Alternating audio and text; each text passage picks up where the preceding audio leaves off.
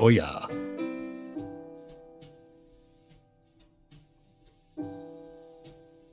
Watching a clip from Wrath of Khan before we start.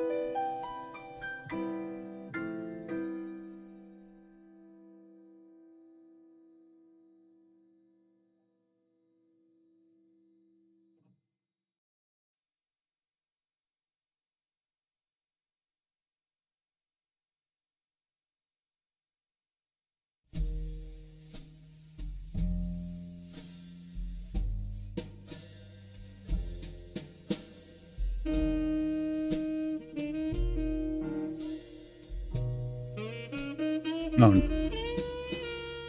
oh, no kidding.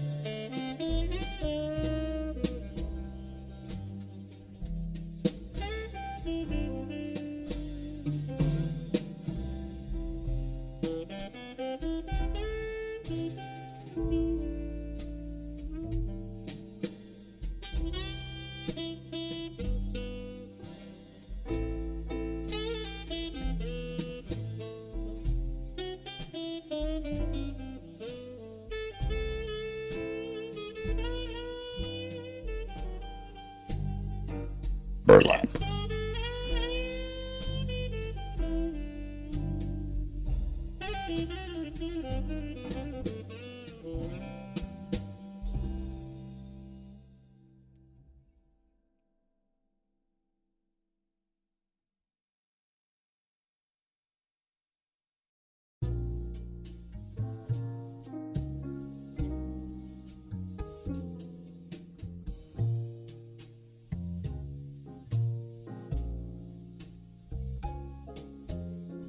Groovy. 2 minutes-ish. All very ishy.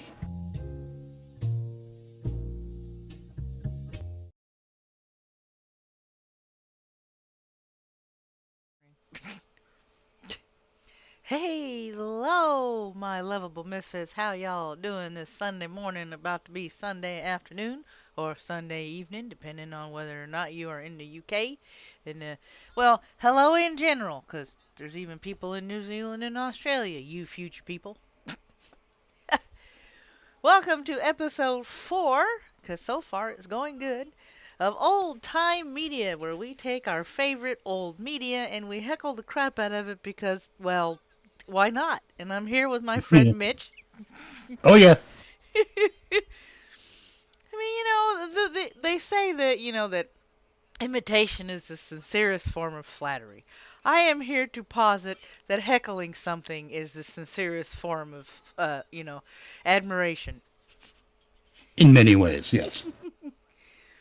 So we're going to start today's episode off with Dragnet. Now, most of you probably, if you guys are about our age or older, remember the TV show, but there was a radio show. Dragnet, the brainchild of Jack Webb, may very well be the most well-remembered and the best radio police drama series. From September 1949 through February 1957, Dragnet's 30-minute shows, broadcast on NBC, brought to radio true police stories in a low-key documentary style. Will you stop trying to hit the... My dog is fascinated with a piece of Tupperware this morning. I've got no clue why. Okay. That happens. It looks like our volumes are kerflorped, according to Archangel in the chat. I gotta turn you down. Okay, because I turned you up this morning. I gotta turn you down. Turning you down. Boop. That should be about right. Okay. Alright, so the origins of Dragnet can be traced to a semi-documentary film, He Walked by Night, from 1948. Hello, Archangel. In which Webb had a small role. Both employed the same Los Angeles Police Department technical advisor, used actual police cases, and presented the case in just the facts manner that became a hallmark of Dragnet. It is interesting to note that Webb employed the format in other radio series, some predating the film mentioned above. Go ahead and share this in Discord so you can see when, so I don't play it and you go, there. Right. All right. That should be it. All right, let's see. Dragnet was a long-running radio and television police procedural drama about the cases of a dedicated Los Angeles police detective, Sergeant Joe Friday, and his partners. The show takes its name from an actual police term, a dragnet, meaning a system of coordinated measures for apprehending criminals or suspects. Dragnet was perhaps the most famous and influential police procedure drama in American media history. The series gave millions of Americans a feel for the boredom and drudgery as well as the danger and heroism of real-life police work. Dragnet earned praise for improving the public opinion of police officers. And real police officers fucked that up within subsequent decades. I added that on the end. That's not exactly written here. Okay, Bishop, cool. Actor and producer Jack Webb's aims in Dragnet were for realism and unpretentious acting. He achieved both goals, and Dragnet remains a key influence on subsequent police dramas in many media. The show's cultural impact is demonstrated by the fact that even after 5 decades, elements of Dragnet are known to those who have never heard nor seen the program. The ominous 4-note introduction to the brass and timpani theme music, titled Danger Ahead, is instantly recognizable as well as the show's opening narration. Ladies and gentlemen, the story you are about to hear is true. Only the names have been changed to protect the innocent. Did he say unpretentious acting? Yes. I mean, because Jack Webb didn't act. He read a script at the camera. Yeah. Hi, nobody, not me. So, starting this one... what? I want to make clear, I enjoy Jack Webb. Yeah, me too. He did a thing that no one else did. Mm-hmm. And he kind of created a style. Mm-hmm. So I respect it. I enjoy it. Even he has a sense of humor about it. Yep. I mean, of course he did. Calling it unpretentious acting is overstating it somewhat. Right. Hey, of course it's not acting. Yep, you gotta have good humor about it, considering the fact that they made a spoof movie about it with Leslie Nielsen later on. Oh, he had a humor about it way before that. I mean, that Dragnet movie was hilarious. That was Dan Aykroyd and Tom Hanks, by the way. Yeah. Leslie yeah, that's Nielsen right. That's never right. did a Dragnet. Okay. But he was Police Story. Yes. Yeah. Okay. So, without further ado, even police. No, it was a Police Squad. It's Police Squad. That's right. In color. Yeah. Even that was the that was an outgrowth of Dragnet. Yep. In some ways, Mm-hmm. or a response to Yep. Dragnet, and a lot of those old cop shows. Yep. So the influence is in there, but it's not exclusive to Dragnet. Let's go. Oh yeah. Okay. What are So you waiting for? Jesus Christ. here's the first episode: the nickel-plated gun. Now the volumes will be off again once you hit start. Yes, if it plays. Hello. Oh. And changed to protect the innocent. Hang on. You gotta start from the beginning, because that's the way this shit goes. Wow, and that seemed quiet. Ladies and gentlemen, the story you are about to hear is true. Only the names have been changed to protect the innocent. Let us know in the Dragnet. chat if the volumes are maladjusted.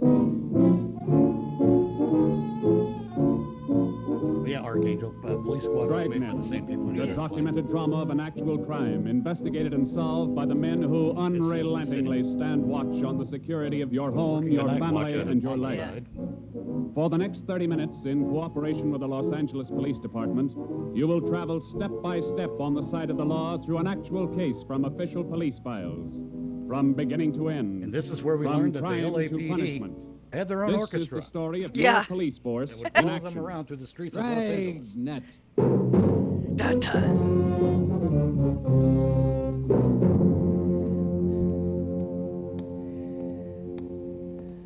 It was Tuesday, March 25th. It was cold in Los Angeles. We were working the night watch out of homicide. Just the facts, man. Detectives in Los Angeles Oh, working God, I for... got it right when he was My working the partner's night Ben watch out of Romero. homicide. He's a sergeant, so am I. My name's Friday. The boss is Ed Backstrand, chief of detectives. I was on the way back from the record bureau, and it was 13 minutes past 11 when I got to room 42. Homicide. Ah, the meaning of life. That's a hot shot. Somebody grab it. I got it, Ed. At 1245 East Doheny Street, 1, 2, 4, 2 officers shot At 1245 East Doheny Street. Doheny Street. 2 officers. Shot. What have you got, Friday? Read it. A hot shot. Hot shot. 2 officers shot.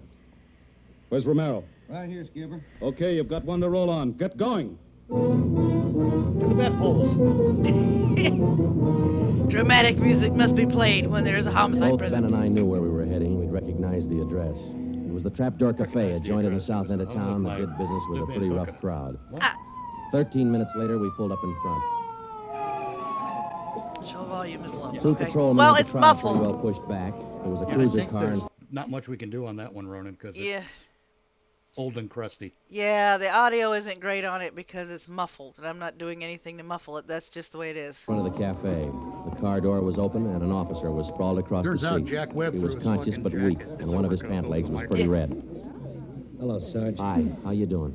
I've done better. Yeah, well, what happened? I've done better. Williams and I were cruising. We've been keeping an eye on this cafe Williams and I lately. were cruising, looking for Tonight we chicks. decided See? to take a look. And just as we went in, 2 guys left in a hurry. The back door. We followed them out into the alley. It was dark out there, and I called to them. They shot I Williams said, right in hey, the back fellas, door. just a minute, I want to talk to you. They Ouch. stopped? I'll see. One of them whirled. He had a gun in his left hand. He shot both of us. Left hand, huh? Williams went down and out. I went down, but I Yeah. took a shot at him. Back No, when I LA was started quasi-civilized. Yeah. crawling out here to the car so I could call in. You started crawling? Yeah. Wait a minute, Emerson. Weren't there any people around by that time? Yeah, quite a few ran out after the shots. You mean nobody would help you to the car? That's right. Did you get a good look at either of the gunmen? Well, one of them was tall. I think he was a redhead. There was something funny about his nose. That's all I saw. It's too dark out there. Even Williams there, was Hollywood closer. I Andrews. think he got a good look. Yeah. Yo, the other officer, Williams. He's in pretty Down the bad radio. shape. Is he breathing? He's still alive, Emerson. I don't know how much time he's got. Ambulance? On the way. Okay, let's round up all the men who are in the cafe. We're taking them in. We're going to take all of them in because we don't know who done it, so everybody's coming in. We took So all we're the gonna- men we're back to gonna- the city hall. There were This is 23 spaghetti in the crap Trapdoor fighting. Cafe at the If time of you the ever shooting. get a wall, see what We sticks. questioned all of them. One of them said there had been a redhead in the place, but he couldn't describe him. Ben and I left the interrogation room, and we went back to the squad room. You did describe him. He was a redhead. Friday, Romero. Got a minute? Yeah, Ed. Come on, Ben. Sit down. Okay. You get anything from those people you questioned? Nothing we could use. How's Williams? It's pretty bad. When do they operate? As soon as he comes out of shock. Probably in the morning. You boys will be there. Yeah, we will. When the surgeon digs that slug out, get it and mark it for evidence. Yeah. Right. Skipper, them 2 men shot without asking any questions. They must be hot. Yeah. Same thing occurred to me. When we get that slug, the ballistics can tell us whether that gun's been used on other jobs. We got enough of their modus operandi to have the statistician give us a run-through on the IBM now. One of them is left-handed, and he shoots quick. Okay, be in surgery tomorrow morning at 9.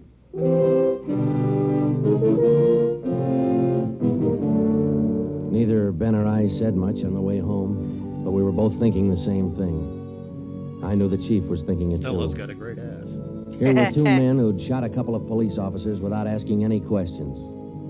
Well, that's Now, I normally suppose how you've you heard a shoot lot of police stories officers about without what the force asking any thinks of questions. cop killers. Sure, Like, we way don't to like go, to lose cop. our Yeah, friends bang. and partners any better than anybody Get else you would. here. Yeah, Why right. not figure it this way? If these 2 guys would Hey, done a that couple of uniform armed you're police wearing, is it a officers, cop do you think they'd uniform? hesitate to Yeah, shoot bang, bang. you, the Okay. unarmed citizen?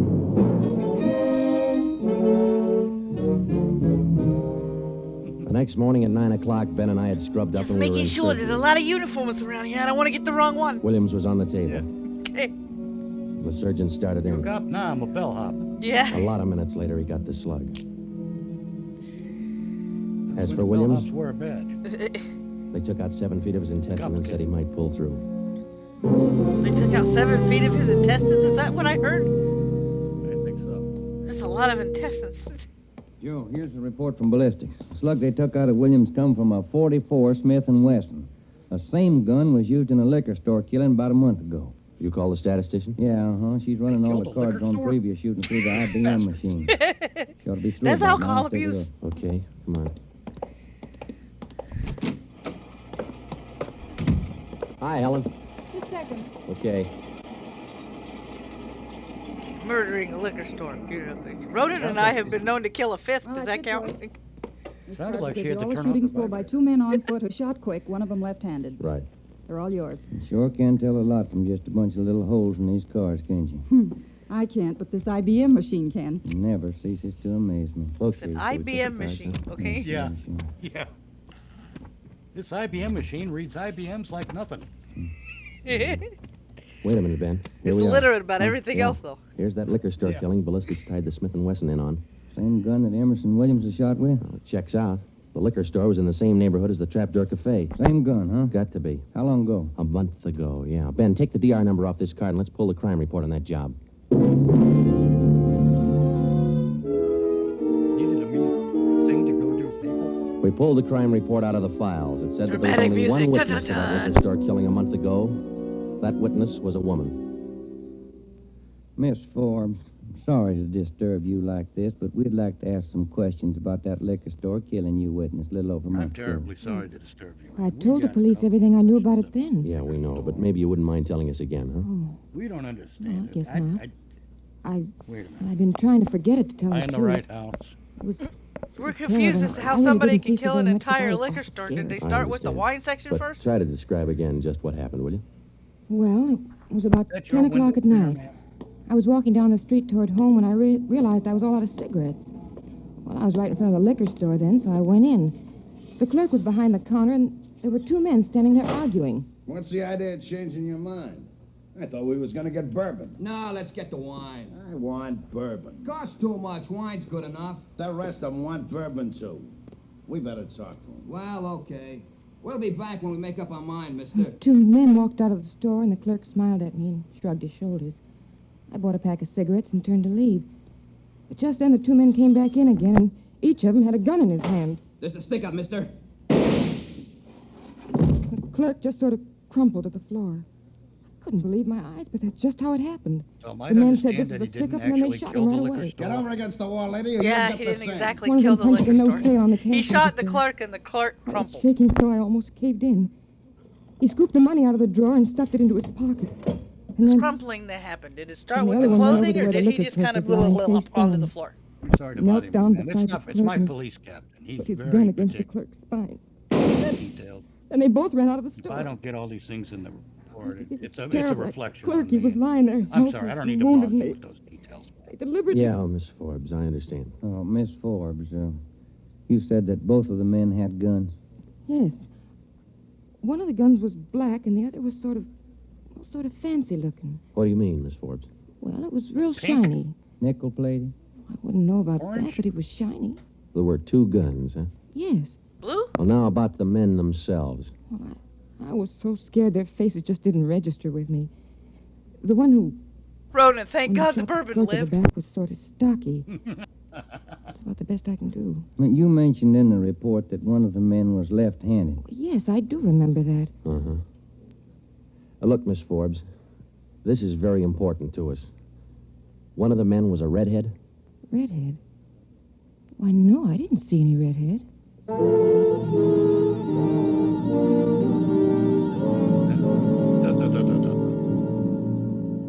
Skipper, me and Joe's run right smack into a stone wall on this thing. What's the complication? Well, there's more than one, Ed. In the first place, we know that the .44 Smith & Wesson was used in both shootings, but the descriptions of the men involved don't check. Police officer Emerson said he thought the man Oh, that shot him and Williams outside the Trapdoor Cafe was a tall, left-handed redhead. The trapdoor Said cafe. there's something funny about his nose. You think Williams got a better look at him? Well, probably did, but Williams isn't strong enough to talk yet. And the girl that witnessed the liquor store killing a Sounds month like he's ago bad. said that one of those men was left-handed. But she said neither of them was a redhead. And on top of all that, now we've got two guns to worry about. The girl mentioned two guns, so we checked the autopsy report on that liquor clerk. 2 fruits, 1 And Ed, the vegetable, bullet that and actually 1 killed flower. him came from a .32-20, not a .44 Smith & Wesson. That fact was a didn't get great any movie. publicity at the time, did it? No, it didn't. Okay. We won't give it any publicity now either. We'll allow down it's just the .44 Smith & Wesson we're after. Because if whoever owns the .32-20 finds out it's hot, we'll never get it. Anything else? Well, we sent teletypes to all outlying stations and neighboring cities. Told them if they get any red-headed suspects, no matter what charge they got them on, to hold them for questioning. Yeah. Now, how about this .32-20, the actual murder weapon? Any leads on it? We've got one, Ed. We've been checking the records, and we discovered that 4 hours after the liquor store killing, a taxi driver in the neighborhood was shot and robbed. Slug was pretty well mashed, but there was enough to tell it was from a 32-20. So we're going over to question the taxi driver now. Good. Well, I think you boys are on the right trail. So far, what we've got is mostly unrelated facts, but sooner or later, those facts have all got to tie in at some point along the line. Find that point. Yeah,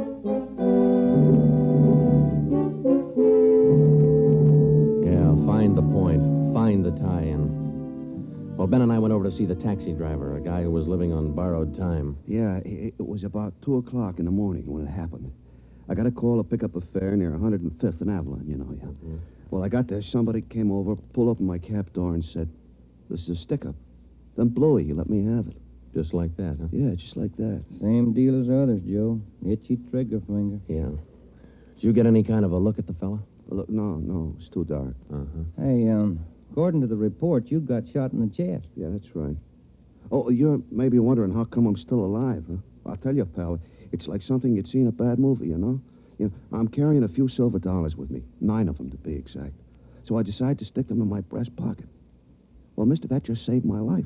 The slug hit them silver dollars. It's one for the book, huh? Yeah, you said it.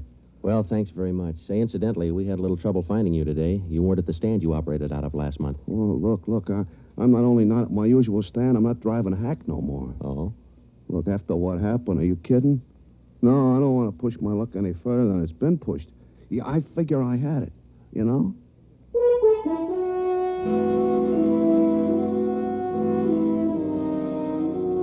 And about that time, Ben and I were beginning to figure we'd had it.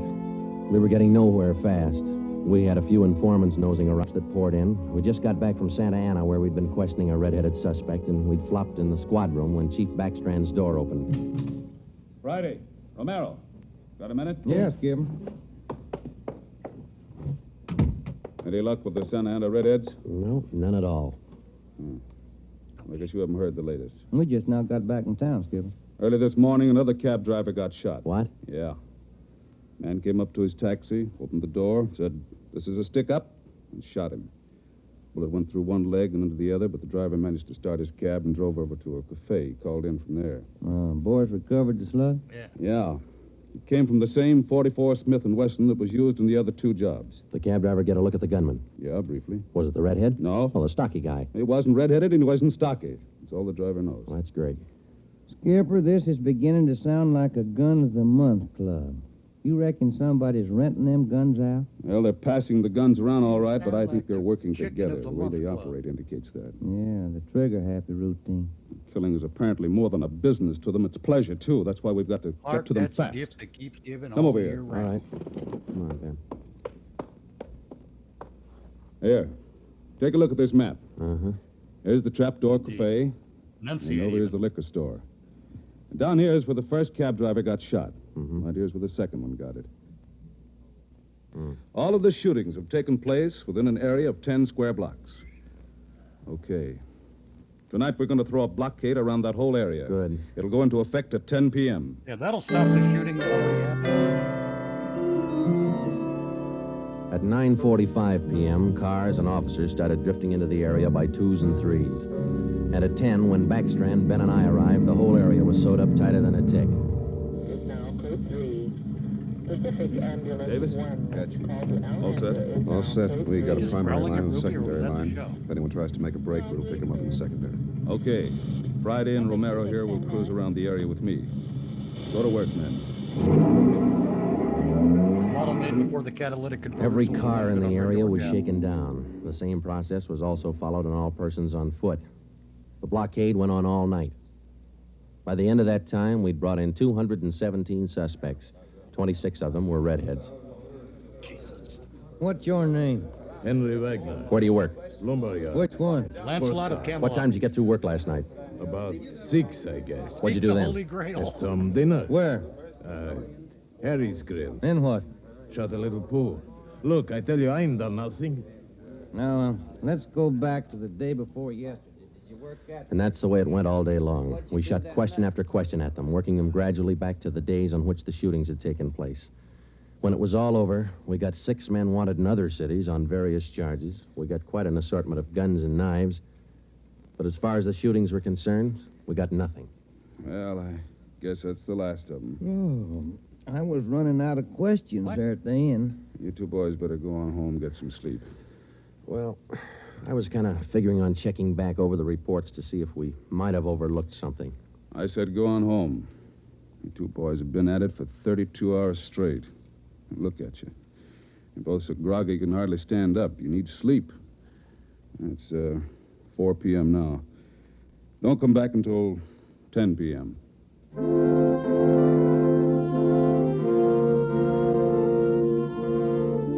When I walked into the squad room at 10, Ben was already there. An informant had just phoned in a new lead. He told Ben he'd heard about a gang that had been hanging out down around the DeVere bungalow court in the south end of town. We knew that the DeVere was close to the Trapdoor Cafe, so we went over to talk to the manager. Joe, I've been meaning to ask you. You checked on how Williams is getting along? Yeah, I did. I called the hospital this afternoon. It's going to be all right. Oh, that's fine. Well, here we are. Yeah, Well, it sounds like they found the 2 empty halves of Still got a coconut. light on.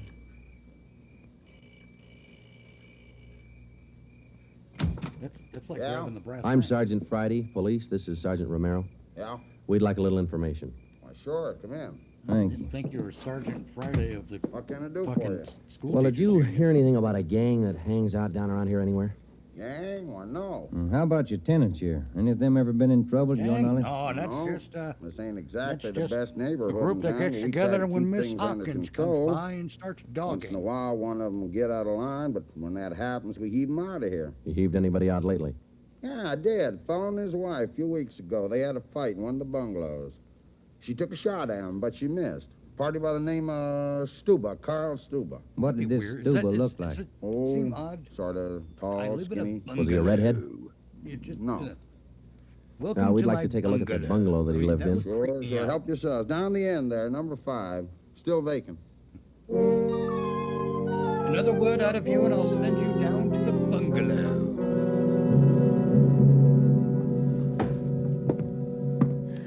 Well, I guess that does it. Stuba didn't leave a thing behind. Matter of fact, we don't have anything to prove that this Stuba's tied in at all. We're only working on a hunch. Hey, Joe, look. Where? Up on the wall Everything there. was just fine, to then the I window. found an open... Oh, yeah. Oh, on the Yeah, tip that of my bungalow. capture there. It's newer than the rest. You got a knife? I sure have, boy, and I'm carving. That Say, manager'd be awful gotta unhappy with me if he was here. Yeah, he would. Yeah, it might. Hey, Joe, here it is. A slug. They plastered right over I mean, it. shit, Okay, if they dig it can out. Let's colorize hope it stuff. matches. It matched. The slug from the wall came from the same .44 Smith & Wesson that had been used in the other shootings. So now we had a name to work on, Carl Stuba. But he'd done a good job of dropping out of sight. Well, the next day, Ben thought he had another lead. I've just been talking to another informant, Joe. He says he heard that there's a fella down in that neighborhood been trying to sell a gun lately. What kind of a gun? Nickel-plated with steer horn handles. Nickel-plated. Well, maybe that's our .44 Smith & Wesson. Maybe. Did the informant know who this man was? Said the feller's name was Alonzo. Nope. Yeah. Alonzo who? Just Alonzo. That's all he knew. What's 44 Smith and Wesson? Yeah. So now we had Wood, two plastic, names, pearl, Stuba and Alonzo, Ebony, but no men to ivory, go with them. harmony, what? So we went back kind to of making the talking rounds of the substations, interviewing red-headed suspects. We took a few of them to Williams, who was home from the hospital by now, but he couldn't identify any of them as the man who shot him. Still, we kept checking. Finally, we got around to the 77th Street station. We questioned the suspects they were holding there, and we just started to leave when one of the officers called us. Hey, Sarge, we're holding somebody else you might want to look at. Redhead? No. What's the charge? Suspicion of burglary. Small job. Oh, I don't know. What do you think, Ben? What's special about him? He lives in the same neighborhood where those shootings took place.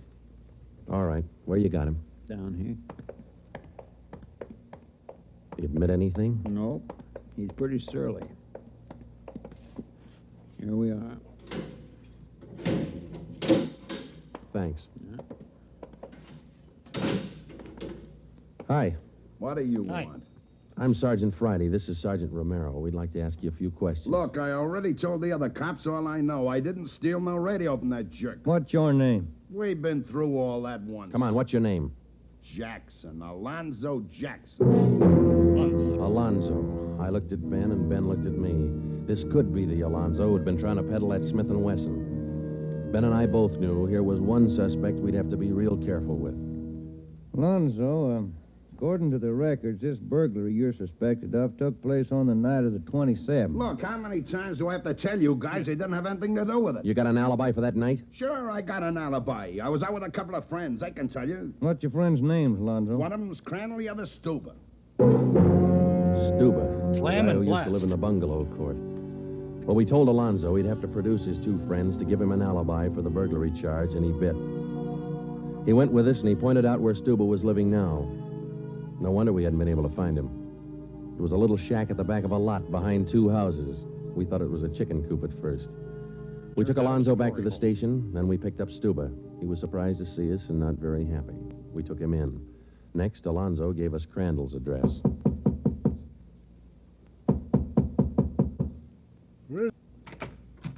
Yeah? Mr. Crandall in? Open up. I got No. this stuff. Will he be back soon? I don't know. Who are you? Sergeant Friday, Sergeant Romero, police. What do you want with him? here. Oh, nothing important, lady. We just wanted him as a witness. Oh. Well, I don't know just when he'll be back. Probably an hour or two. Okay, thank you.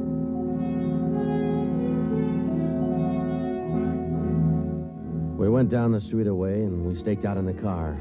We sat there for about 5 hours, and then Ben nudged me in the ribs. Hey, Joe. Huh? Joe, take a look. Romero Coming told along, me to sidewalk. piss in a bottle. Yeah, and he's got red hair. Come on. And blue balls. Crandall. Huh? Your name Crandall? Who are you? Friday Romero, police. Police. What do you want with me? I haven't done nothing. Well, then you got nothing in the world to worry about. Come on.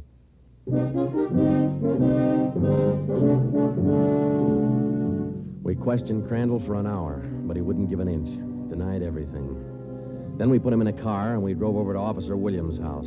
I left Ben in the living room with Crandall while I went in Williams' bedroom. Hello, Sarge. Hi, Williams. How you doing? A little better, I think. That's fine. Look, we've got another redhead outside. Bring him in. Okay. All right, Crandall, come on in here. Who's in there? Why'd you bring me over here? Come on in here.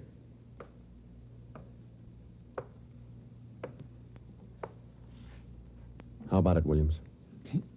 That's the guy. No, I'm That's not. the guy that shot me. Well, Crandall? No. Yeah.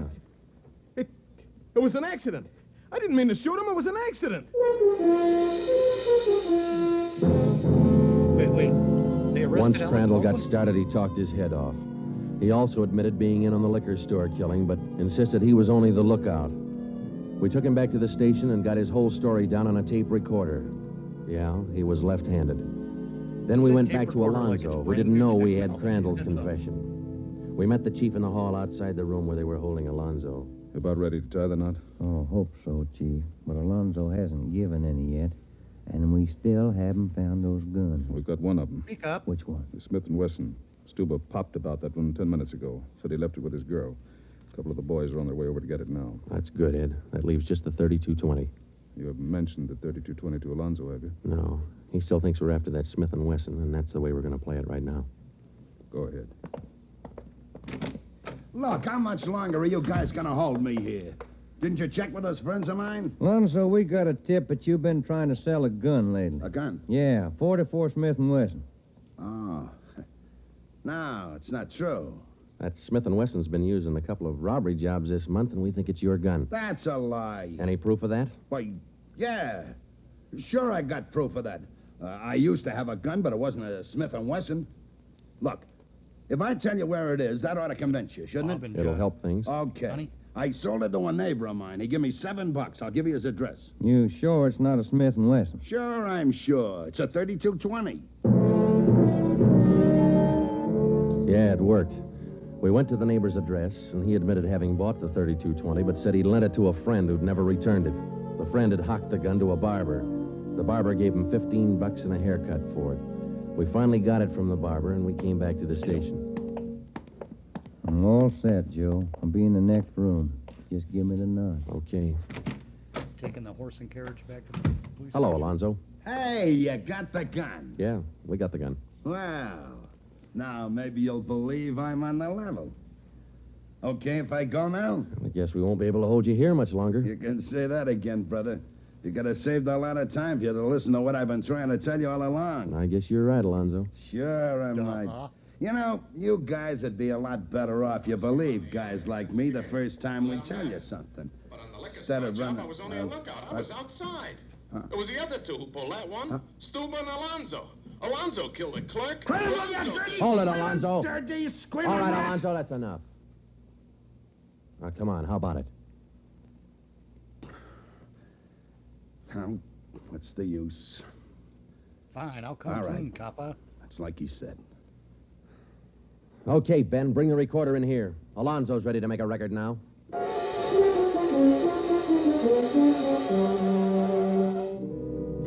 By playing back Crandall's statement that we'd recorded earlier, we got a full confession from Alonzo.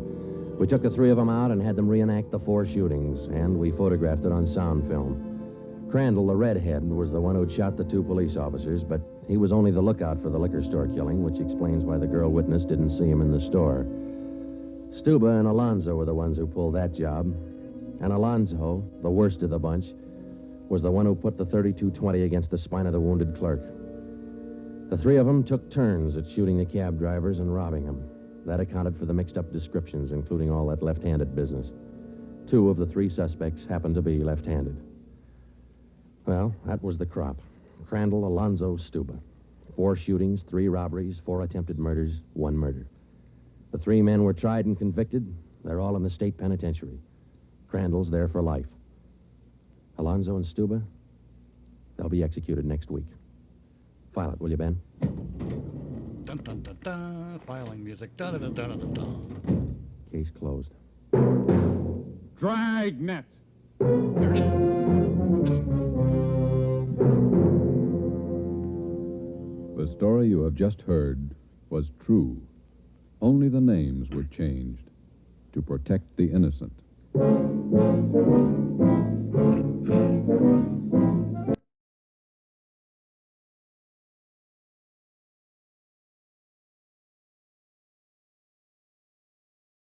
Right.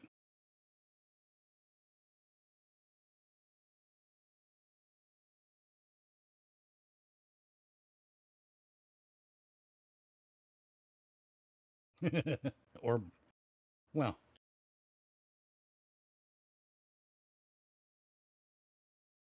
at least.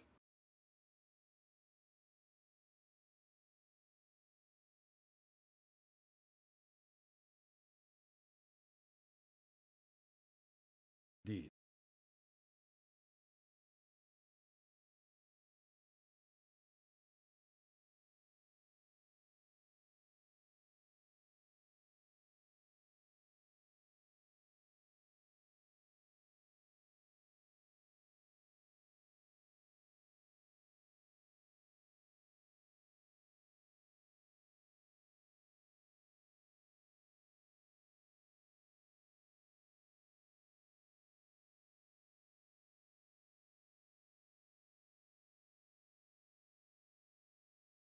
Who's muted?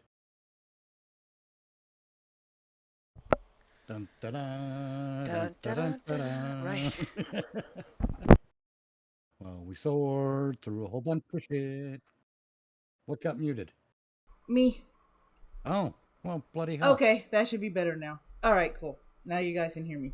Sorry, I switched mics so I wouldn't like echo off of pull up a chair and thank you, Bishop Krieger. Welcome to the channel.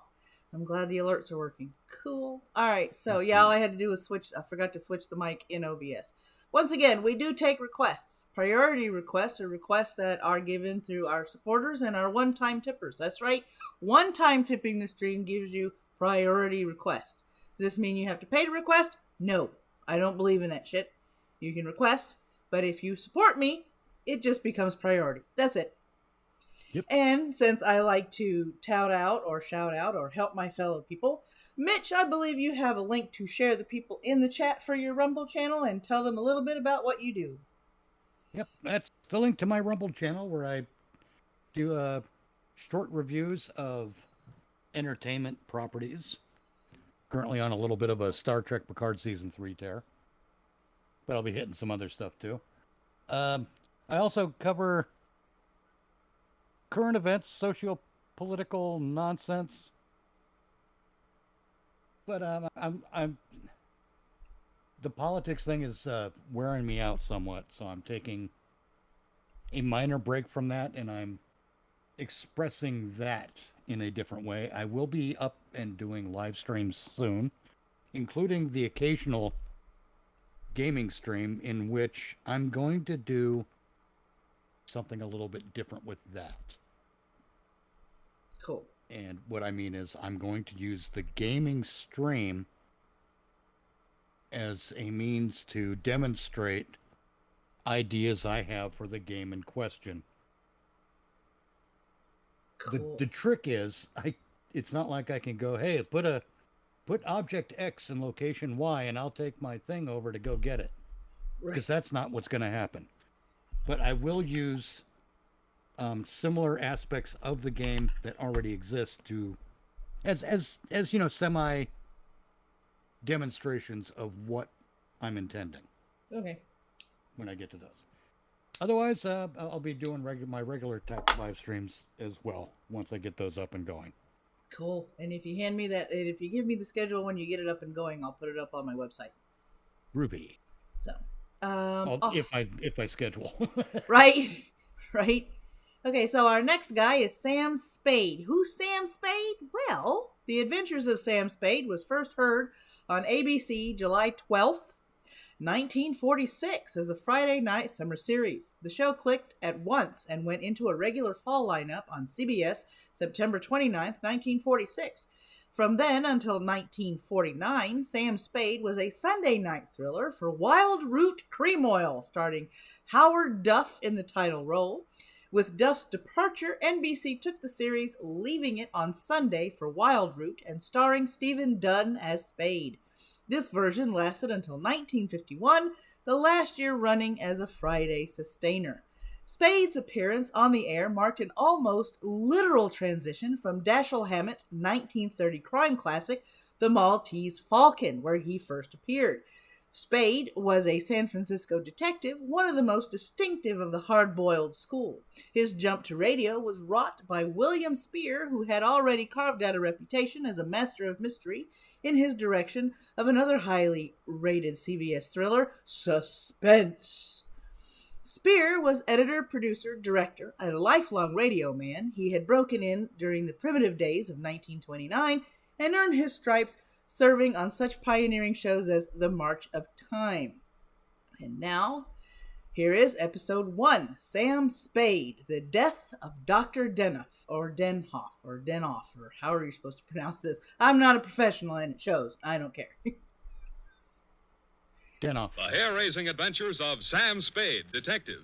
Brought to you by the makers of Wild Root Cream Oil for the hair. This is... Oh, wow, this is the origin of Viagra, right? Rogaine. No, a little dollop will do you. Yeah. Real cream, a little dab will do you. Sam Spade Detective Agency. It's me, Effie. Oh, Sam, I've been worried about you. Sid Weiss was just on the phone, and he says digging up a corpse without a permit is against the law. It's all right, Effie. I just dug him up to say hello and put him back again. Oh, I'll be down in a couple of minutes to dictate my report, sweetheart. If I get lost on the way, you'll find me in City Hospital, the Psycho Ward, third straitjacket from the left. The Psycho Ward.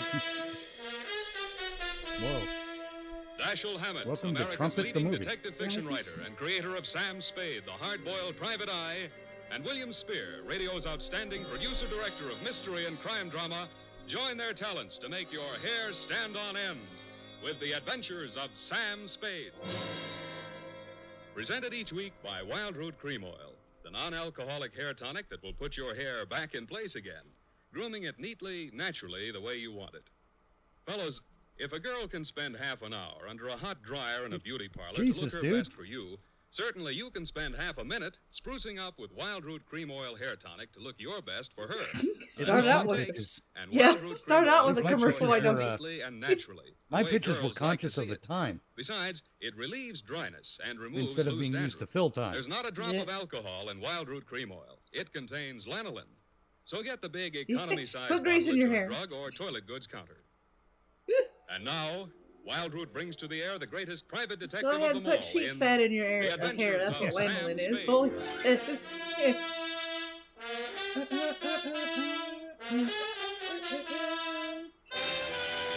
Yeah, I've seen a few of these. Can you tell? I've heard a few of these. Professor Othello's Hair Tonic, because your electricity bill is high enough. August 2nd, 1946. To Mrs. Gregory Denov. Subject, death of Dr. Denov. Thanks, nobody. I was sitting in my office with nothing to think about except a horse named Corkscrew Jr. My secretary, Effie Perrine, came in and said there was someone outside. That name for a horse. I didn't look up from the dope sheet, so she said it again. Unless it's a porn horse, in which case, give it a good name. Blue double-breasted custom-made suit, Countess Mara tie, hand-tailored shirt, English shoes, hand-trimmed Van Dyke. Get me a blank check and send him in. Okay, Sam. Get me a blank check. Check and send him in. Come in. Mr. Spade will see you now, sir. Thank you. You are Mr. Spade, Sam Spade. What can I do for you? This is his office. Dr. Should be Gregory him. Denov, a psychoanalyst. I need your help. Lie down, doctor, and tell me all about it. I see you might also be noted for your sense of humor as well as your discretion. Who told you I was discreet? A man named Nicolaitis. You tell Nicolaitis I think he's cute, too. Nicolaitis sounds like a disease, not a Nicolaitis, person. yeah, that sounds like Is this Mr. Nicolaitis? That sounds like a disease you can track when something goes in your butt. Right?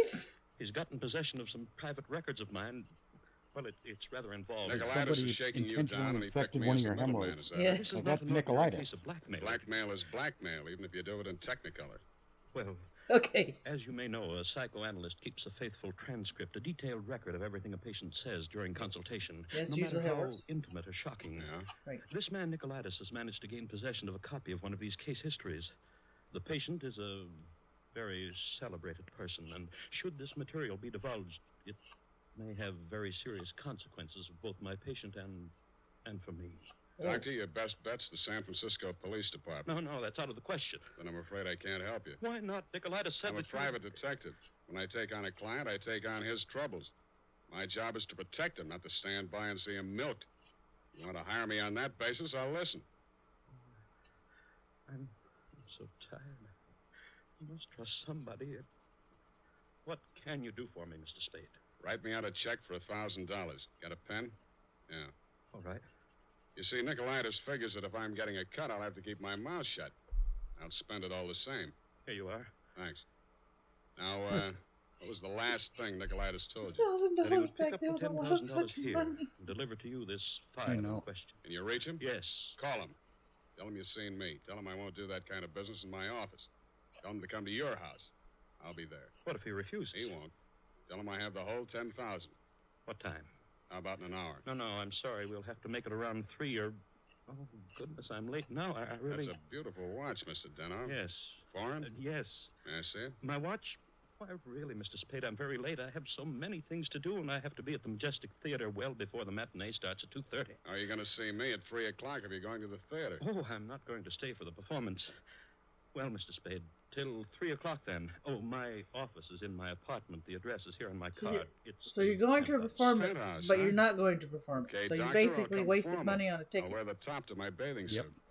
I like to have that kind of money. They don't know what they're doing. That was half a new car. Yeah, it was.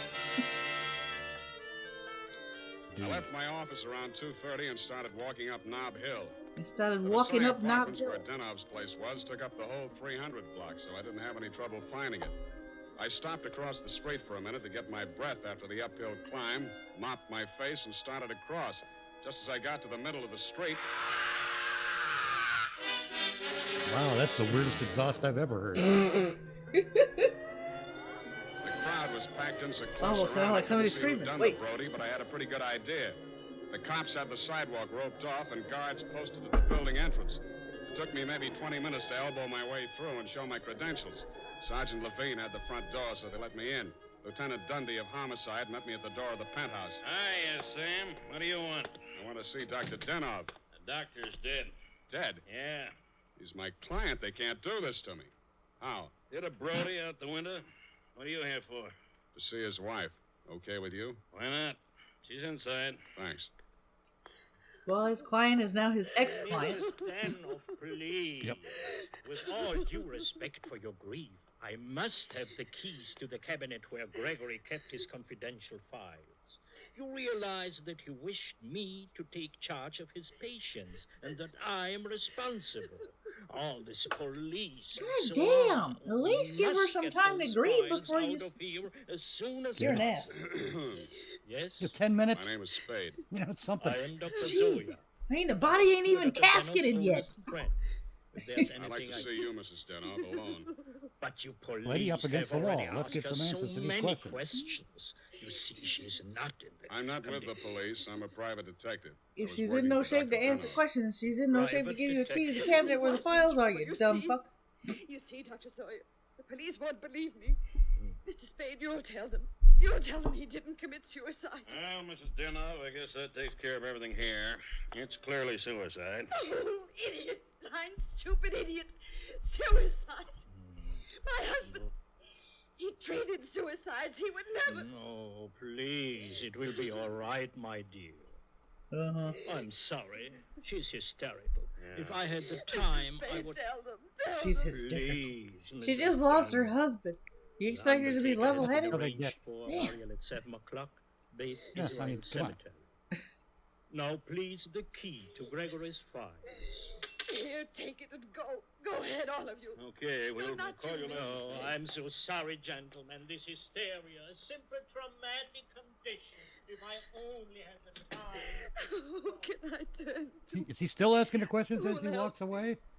You think it's pleasant? It sounded like he was You think bitching my that he didn't husband get the would rest if they said I committed suicide? What shall I do? What shall I do? What shall I do? Oh, you... Damn. Dr. Zoya didn't have the time, neither have I. You think it's murder? Who do you think killed your husband? To name someone? That's a very serious charge, Mr. Spade. Goodbye, Mrs. Denov. Constance Brent. You mean Constance Brent, the actress? Yes. Yes, she was his last patient this morning. She had threatened to kill him before. How do you know? My husband said so. Do you? Well, he'd written it down on his notes on her case. Once before, she'd almost pushed him from that same window. How about your husband and Miss Brent? Oh, I knew she was falling in love with my husband. That always happened. They call it a transference. But in this Your case... husband told me Miss Brent was acting in a play this afternoon over at the Majestic. Yes, Midsummer Night's Dream. But she was here. I know she was here. Miss Ray, the receptionist, was coming back from lunch when she heard voices arguing inside. And she was sure it was Miss Brent's voice. Show me the doctor's case history on Miss Brent. I can't. It's missing. As soon as it happened, I went to the files. I meant to show it to the police. Who could have taken it? That's the file that's the missing. last one in that room before he died. What? Yeah. Just remember When'd you see the Nicolaitis? file on a famous person that had gone Skip it. missing. Where can I reach More you? files? Are we For going the to next have more couple of dramatic hours, music? I'll be at the Filing? Majestic Theater. I want to see how good an actress this Constance Brent is. No, but we're gonna have we're gonna have dramatic music for an acting review. A dramatic musical interlude. Dun dun dun.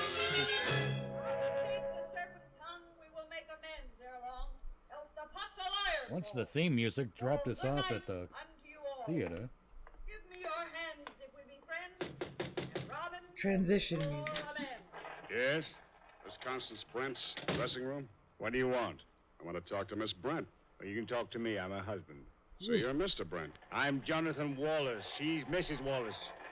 Now, what do you want with my wife? I've come to tell her that Dr. Denov is dead. Are you sure? You try falling from a 12th floor window sometime. No, thank you. That's the You best try having a news I've heard conversation with this him. year. I'm afraid He's it'll dead, be a all shock right. for Constance. Maybe, maybe not. She was the last person to see him alive, as far as anybody can make out. Are you from the police? No, I'm from the insurance company. Claims investigator. What do you want to see Constance for? The policy wasn't made out to her, was it? No, made out to his widow. But she can't collect. Police say it was suicide. That settles it. This is the last time I play Titania. Stand around while Puck talks his head off. Who is this person? Darling, I'm afraid this is going to be a shock. This man is from an insurance company. Dr. Denov is dead. Oh, what a pity. What happened? The police say Oh, what a Gentleman's wife says pity. he was pushed. She also says that you, Miss Brent, might have been the pusher. Oh, now really, it's too absurd. How like a wife. What time did your play start this afternoon, Miss Brent? Matinee at 2:30, always. Always. And the late lamented Dr. Denov jumped at 3 o'clock. I didn't say he did. Doesn't this news, shock you? But of course. Do you think good psychoanalysts are easy Well, to of course find? it shocked Your her. next Because doctor she will said, have to what a start from pity. scratch. Your case history seems to be missing from Dr. Denov's files. Missing? No. Yes, I'm shocked. There's a man named Nicolaitis. I'm shocked and appalled. I've never heard of him. Gasp and Chances some are junk you like will. that there is. Does he have Dr. Denov's I'm shocked. I notes never on saw my this case? coming. Could This is be. a complete mystery to me. Hot reading, huh? I'm You seem to know this person, Nicolaitis. I Get can't that even file describe how for I me and feel I'll in pay you technical well for terms. it. Just a minute, my lovely Titania. We don't know who this man really is. He might even be Indeed, I'm so Nicolaitis shocked that himself. I'm beyond words. Let me see your company credentials. Now, what do you know? Somebody picked Now, my what can I do pocket. for My you? wallet's gone. I thought so. All right, you tell me who you are. I'll call the police. Oh, no, Jonathan, I no, got one of those please. Let's get off the merry-go-round. My name is Spade. You'll find me in the phone book under S. My office is open until 6 o'clock. And if a man answers, don't hang up. It'll be me.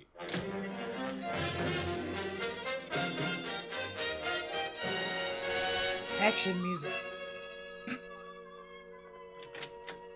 Hello, Effie. You found a Nicolaitis yet? Not one. I even tried spelling it backwards. Nobody ever heard of a man named Nicolaitis. Beginning to think there ain't no such person. Pardon me, do I hear my name mentioned? I'm Nicolai. Sam, I still think you're right. Come all the way in, Mr. Nicolaitis. Sit down. Here comes the guy with a disease for a name. If you need me, Sam, just scream. And he speaks slow. What can I do for you?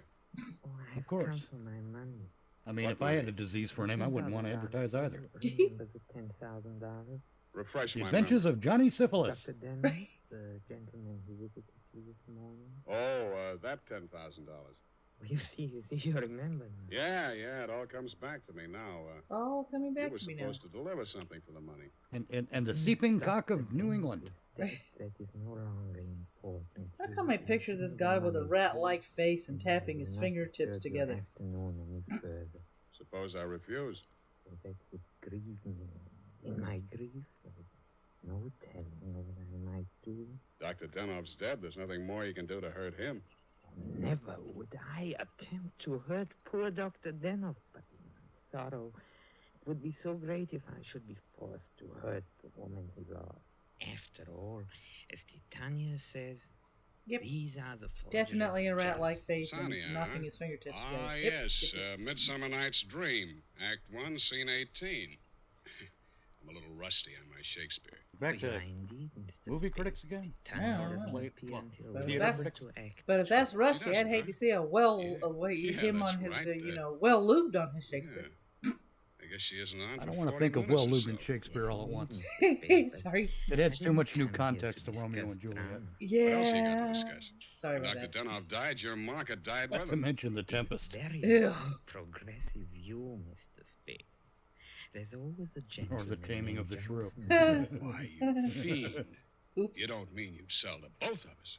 Mr. Spade, how can you have such a low opinion of me? I will prove my integrity. I will give you the material. You give me the money. Hand it over. In the Levant, Mr. Spade, we have a saying. He who goes too close to the bear soon loses his beard. I have left my beard at home. Okay, I'll meet you anywhere you say, anytime you say. Excellent. At 7 in your apartment? Won't that be walking into the bear's cave? In the Levant, Mr. Spade, we have a saying. Private dicks do not kill people in their own apartment. Yo. Well, I did, and it was getting too late in the morning, so It was I 6 did. p.m. I called Effie for messages. She told me that you'd been phoning frantically, Mrs. Denov. I still had maybe 30 minutes before Nicolaitis was due at my apartment, so I breezed on up to your place on the hill. We had a very interesting chat. Remember, Mrs. Denov? Looking back on it, that was probably the most interesting conversation we had.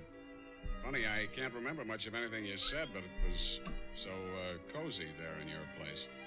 And what with your clock being about 20 minutes slow, it must have been something like 7:30 before I left you. I grabbed a cab and told the hacky to step on it. I hoped Nicolaitis was still waiting at my apartment.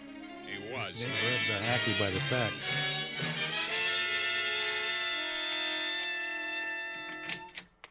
Mr. Nicolaitis, I'm sorry to be late.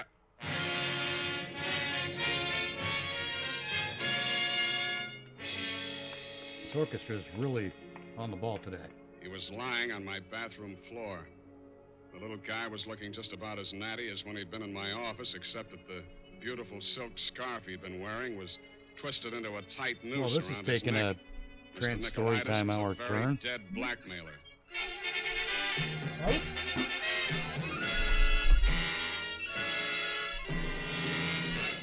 The makers of Wild Root Cream Oil are presenting the fourth in a new series of programs bringing to the air for the first time the adventures of Dashiell Hammett's famous private detective, Sam Spade. Did he say Wild Root Cream Oil? Mm-hmm. That's the name of the cream oil for the hair. Cream oil. Hey, you want the cream oil for the hair? No. Get away from me. Who are you? How'd you get in my Then, house? at the Get outta here. racetrack, the man who has something better than a mere hunch is said to have it straight from the horse. Of Wait a course, second. that's We're a at the humorous racetrack expression, with the but cream it oil shows for how the to get hair facts. around a Go bunch of straight horses. to the This real is getting source of weird. information. Right? And that's why we went straight to hundreds of men in metropolitan New Oh, York. it might to be find out what NASCAR men racetrack, really you want say? in a hair tonic. Like that makes And it their less answers weird? show that Wild Root Cream Oil But I guess has at a all racetrack, five it sets advantages faster around. chosen by this impartial consumer jury of What, men. you saying with the One, proper Wild Root Cream lubrication, Oil the grooms gears your won't hair slip? neatly and naturally, never leaves it sticky or greasy. Jesus. 2, Well, Wild it does Root have Cream Oil lanolin in it, relieves too. annoying dryness. 3, it removes loose Apparently dandruff. you've got to use 4, Dawn dish it's soap to get it non-alcoholic. out when you And shower. 5, it contains soothing Why? Because they have Dawn back then? No other No, leading hair but tonic why? gives you all Because you 5 can of apply these it again important immediately. advantages.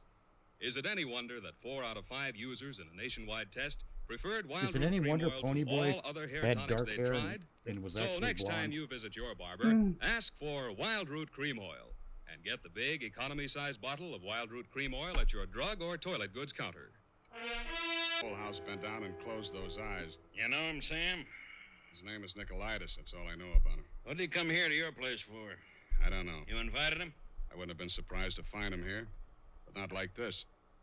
You boys get a smear on him yet? Sure, he's an old customer of mine. Runs a photo lab. Photostats, microfilm. Microfilm. Nobody makes any sense. They're all screwballs, psychos, neurotics. What am I doing in the middle of this anyway? Sam, don't scream at us. We're just doing a job. Oh, I'm sorry, boys. Tell us. Dr. Denov is my client, and now Mental this... expert. That Dennis Wow. probably had a screw loose somewhere and needed a Talking psychoanalyst about a blast himself. from the past. Say, maybe he was... Yeah. Brill cream, a little dabble. Hey, look, Cindy. I'm going out of here now. Do I call Sid Weiss and we go through all that again, or are you going to let me walk? Brill Sam, cream, a little you can dabble. go. I know where you sleep. I'll wake you when I'm ready for you.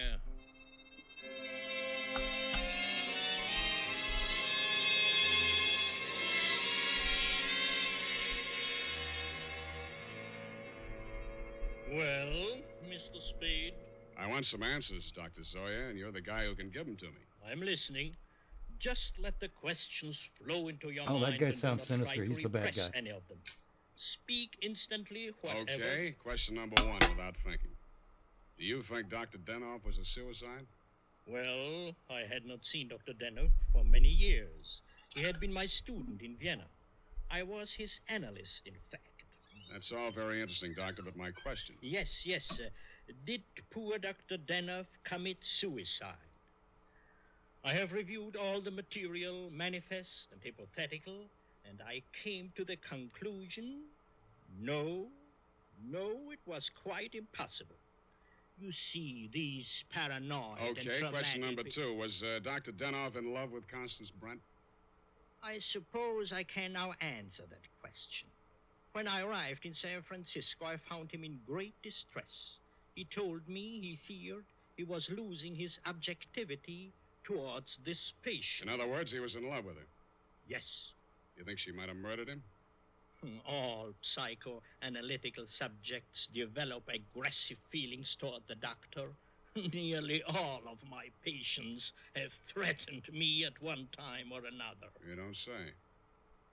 Tell me, Dr. Zoya, you know anything about Jonathan Wallace, Miss Brent's husband?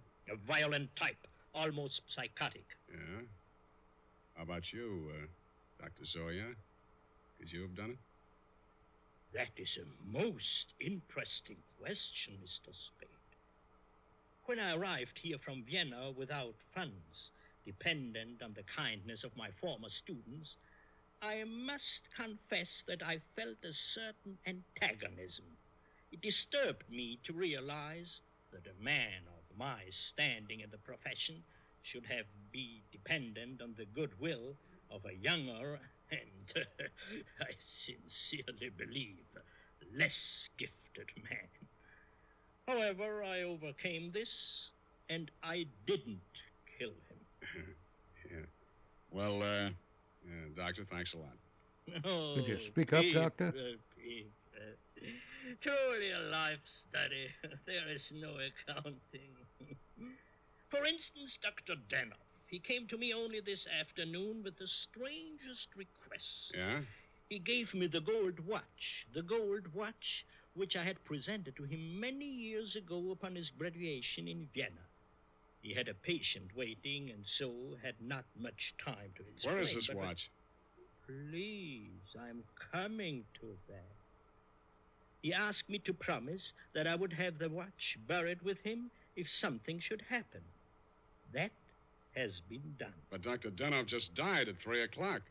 It is a Mosaic law that the deceased be buried before sundown. Thanks, Doctor. Thanks a lot. I hope I've been of some help. Doctor, you'll never know how much you've helped me.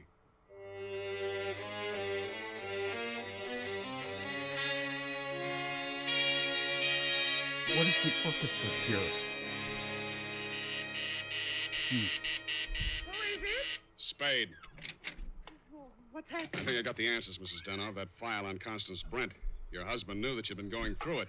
Mr. Spade. Shut up and listen to me. He took it out of the files, had it microfilmed for his own private records, and destroyed the original. Really? The man who did the microfilming was Nicolaitis.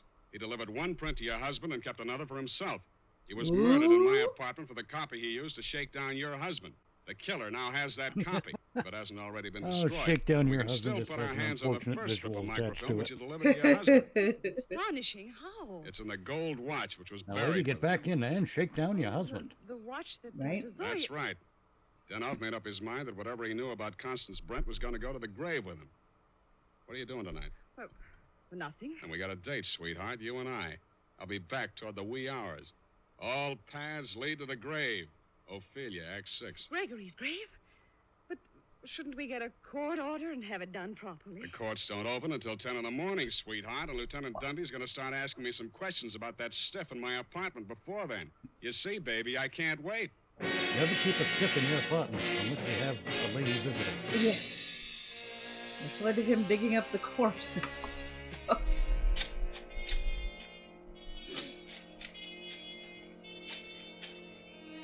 Yep, head shrinkers are definitely we weird shouldn't people. be doing this. If I'm wrong this time, it won't be wasted effort. I'll crawl into the grave myself and Hey, pull if it you in don't after. want to if you don't want to do it, ask Wednesday. Here. Wednesday has no problem Struck digging it. up Give me graves. that crowbar, Mrs. Danoff, quick. Oh, dear, oh, dear.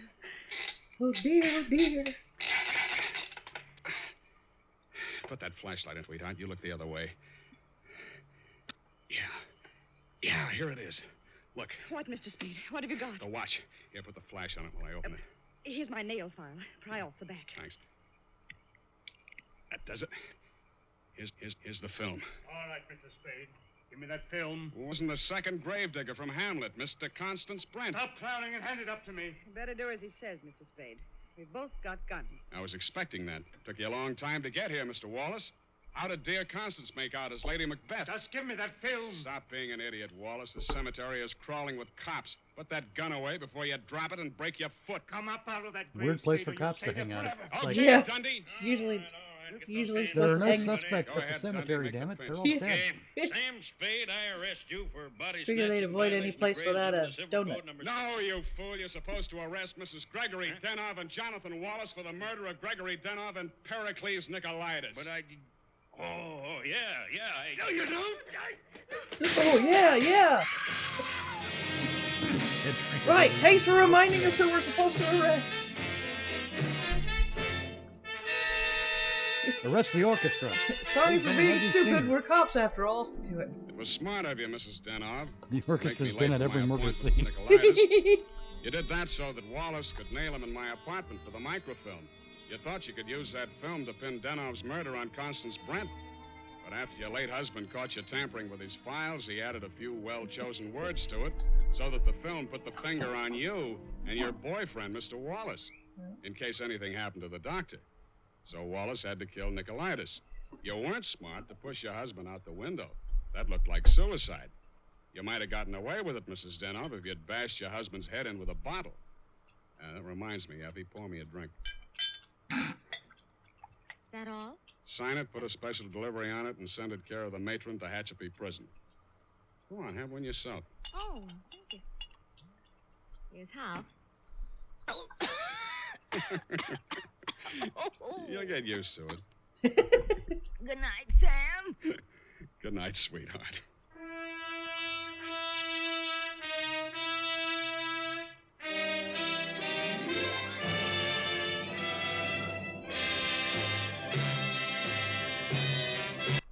And there we go. There is Sam Spade.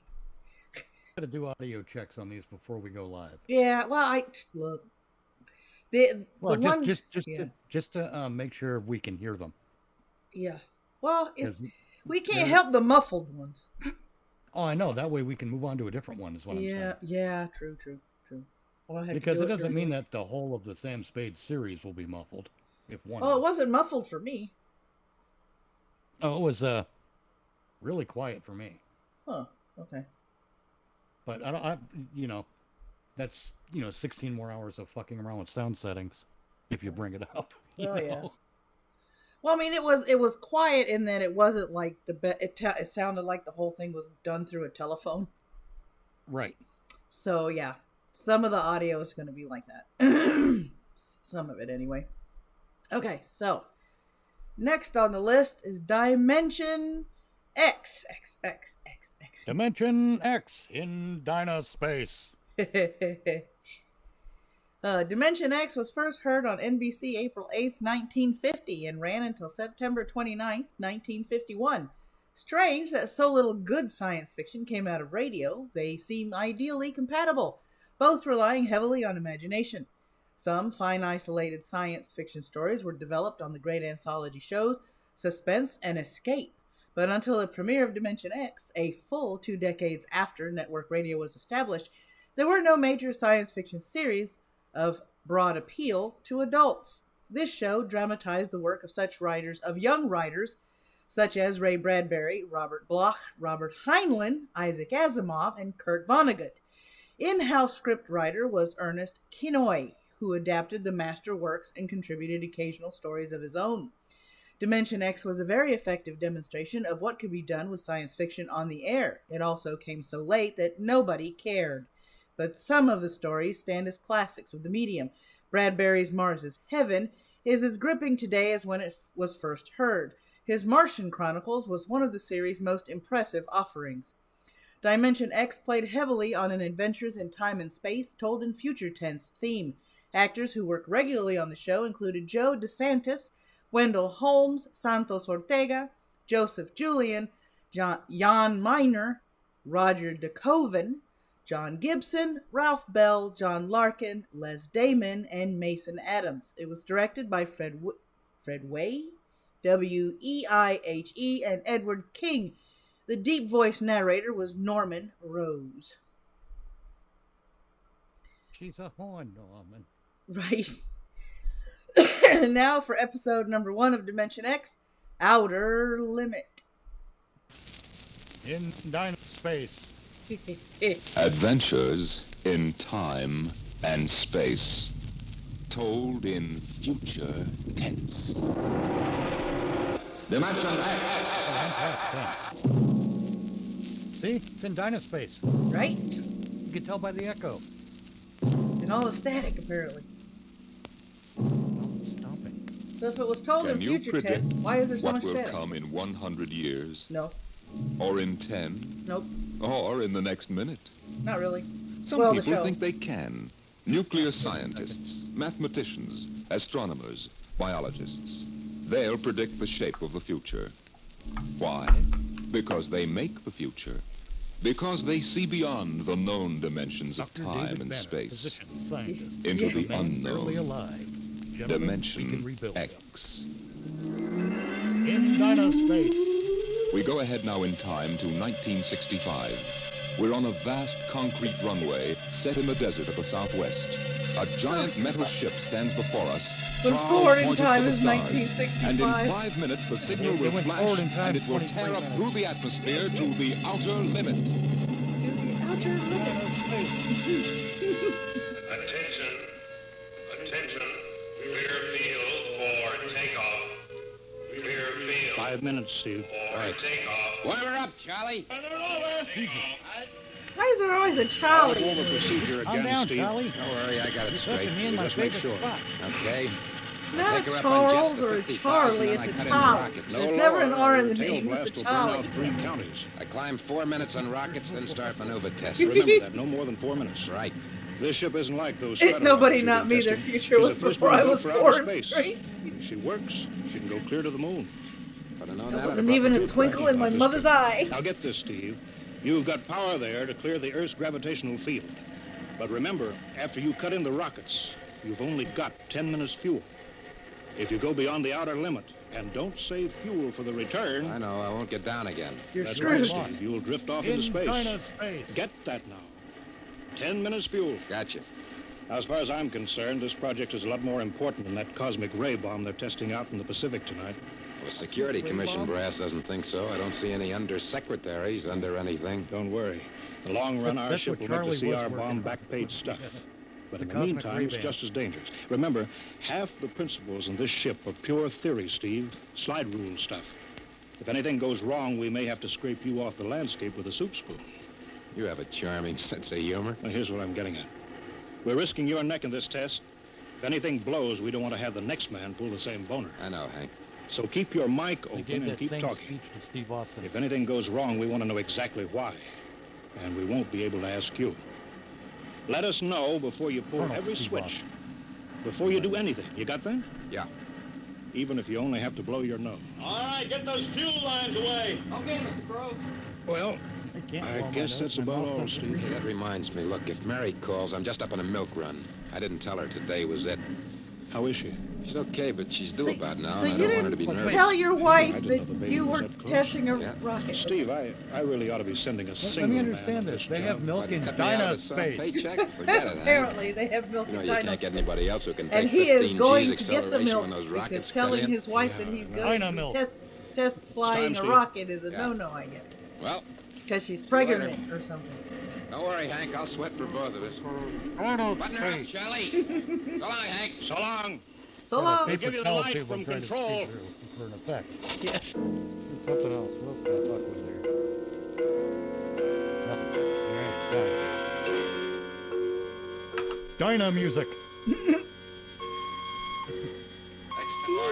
That's part of the problem with radio sci-fi. Okay, Steve. Got you on the speaker. I'm That's ready not to a go. You have to speaker. rely on, Ready on radar, goofy Sergeant? names for Mr. Dimension Hanson, you X. better see this. What is it, Elsa? Message That's sent not for a Steve. speaker, that's Mrs. a Jackson heart just left monitor. for the hospital. What? Hello, No, Steve. that Stand by a actually minute. sounds Shall like we the hold bat the tape off, phone. Mr. Hanson? What? Oh, yes. No, wait just a minute. It's too late now. Wait a minute, Commissioner. Batman's on the rocket too? Maybe he's got enough to worry about. Hey, what's holding us up, Hank? Something on your mind?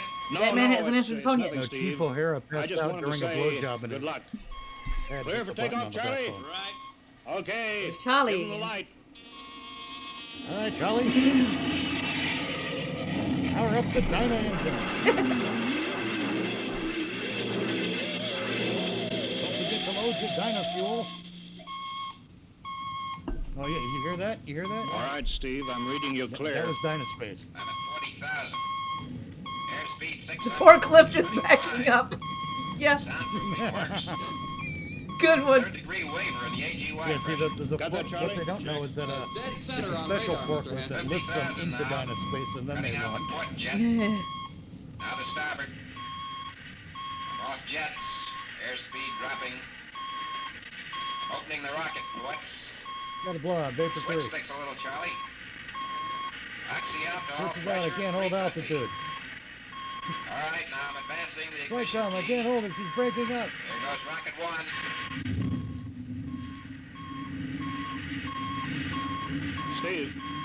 Steve, you all right? Yeah. Feels like somebody slugged me with a sledgehammer. Airspeed now, 1,200. Here goes number 2.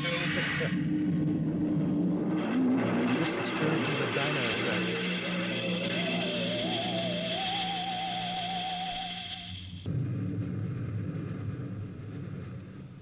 Hello, Steve. Elapsed rocket time God, is I now hope he 4 doesn't minutes. crash land on a What's your beach, 'cause altitude? then he'd be Over right to next you. to the dyno shore. Speed 4,400, still climbing. Altitude 297 miles. All right, you're at the outer limit. Level off for maneuver test. No, that's another show. 6 minutes fuel left. Okay. Yeah, 6 minutes. Starting at So how the 3 hell are degrees you left going to do maneuver tests if you only have 6 sluggish. minutes of fuel left? That's all right You now. do a quick 180. There's a low shut vibration off your someplace. Propulsion. Maybe let the the cockpit gravity hatch. pull you in, and then use the I'm rest of straightening your out. fuel 5 minutes fuel to, left. for braking it. Now I'm starting at 3 degree right. As you make a landing. Hey, What's the matter? What's wrong? there's something up here. Something Yeah, shiny. Dynaspace. What are Where you you talking been? about? Something above me, Hank. I'm going to chase it. Steve, you're at the outer limit now. I can see it plain now. Steve, don't go any higher. You've only got 4 minutes left. You only got 4 minutes of fuel left, dumbass, and a pregnant wife at home. I know. What It's dead ahead now. if it's a space I'm going to make reflection? a pass at it and get a good look. In dyno space. Hey, it's swerving to meet me. It's dead ahead now. It's dead ahead.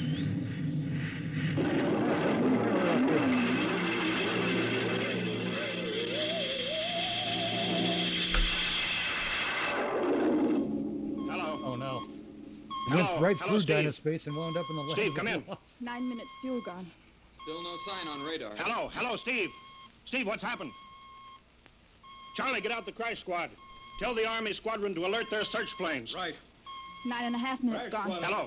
Hello, Steve. What's happened with the Mr. devil? McGee, make him Hello. angry. Come in, Steve. We need a search squadron. Come in. No, Mr. Hanson's busy. Hello, Steve. Swamp Hello, cats. Steve. 10 minutes, Mr. Hanson. Steve fucked up.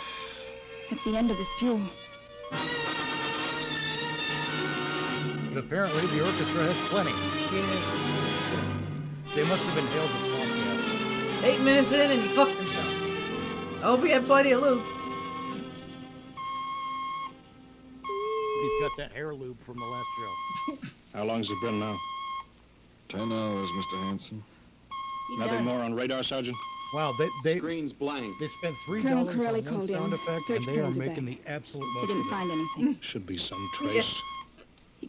Couldn't have bailed out, could he? So you Don't get hit it. the It's silk at probably one of 4,400 those miles an round hour. radar screens, and every time Either the went blip past the shows outer up, limit, it beeps. ran out But of can you fuel. turn the beat down just a Something tick? blue, and we'll find the pieces scattered from here to the coast. Why does it have to be the best man? Always the best man. Because he was curious and he didn't need to be. Charlie, we. He's not the you know, coast, we've then got he to will figure out be what was near the wrong. Dyna shore. All right, I'll tell him. Something must have blown. Hanson. Yeah. There's a message from Northside Hospital She's for going to just ask him all kinds of Steve. questions. What is it? Mrs. Weston's fine. It's a boy. Thank you, Elsie. Mrs. Weston, well, It's a boy, Mrs. Charlie. Weston. Oh, fine. It's a Well, boy. Harvey's not going to know that. He didn't even know she went to the hospital. Nope. How am I going to tell Mary that? Because he was too busy Wasn't your chasing fault, a Mr. Hanson. UFO. Ship had to be tested. Yeah, we'll build another one, and some other flying fool will shoot past the outer limit into space. Oh, I'm getting old, Charlie. You can remember when I used to take them up myself. Now I've got to send other men. It's a job, Mr. Hanson. Now I'm afraid. Every time I hear a jet go off, I jump. Every time I have to send someone up in a new model, I start to sweat. Mr. Hanson. Yeah? I think there's something on the radar. No flights scheduled in, are there, Elsie? We have the whole day Keep looking clear. at my smoke It's detector. coming in behind us.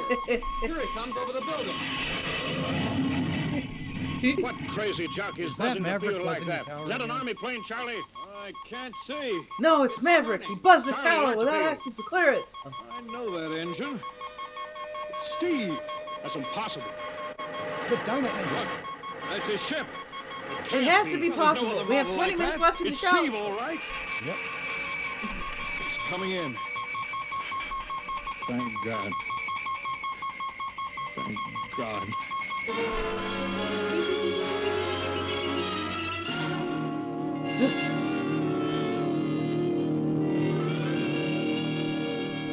This show brought to you by that incessant beeping The quicker machine. we get this done, the quicker you get over to see Mary. Machine that baby. goes Hank, ping. Elsie, give the order to check and From refuel the the Monty rockets. Python movie. I don't want anybody in here till Well, I you get want to Steve's get the most reports. out of your Barry, any beeping call? machine. All right, let's have it. What the devil happened to you? Hank, does that cosmic ray bomb still go off tonight? What are you talking about? Cosmic Straighten ray out, bomb. Steve.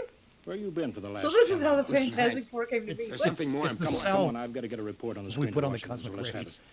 I've got to know how you That's stretched the cell 10 we minutes use fuel to keep you in the to air for treat the 10 cosmic hours. rays. One that thing we're before gonna- I talk. Look, If Steve, the if guys only and the men run over the Fantastic ship Four knew. before Yeah, they I reach agree. the Yeah. What'd you run into? Ben Grimm would So have help me, Hank, much I don't smoother know. skin. We better check and make sure it isn't radioactive.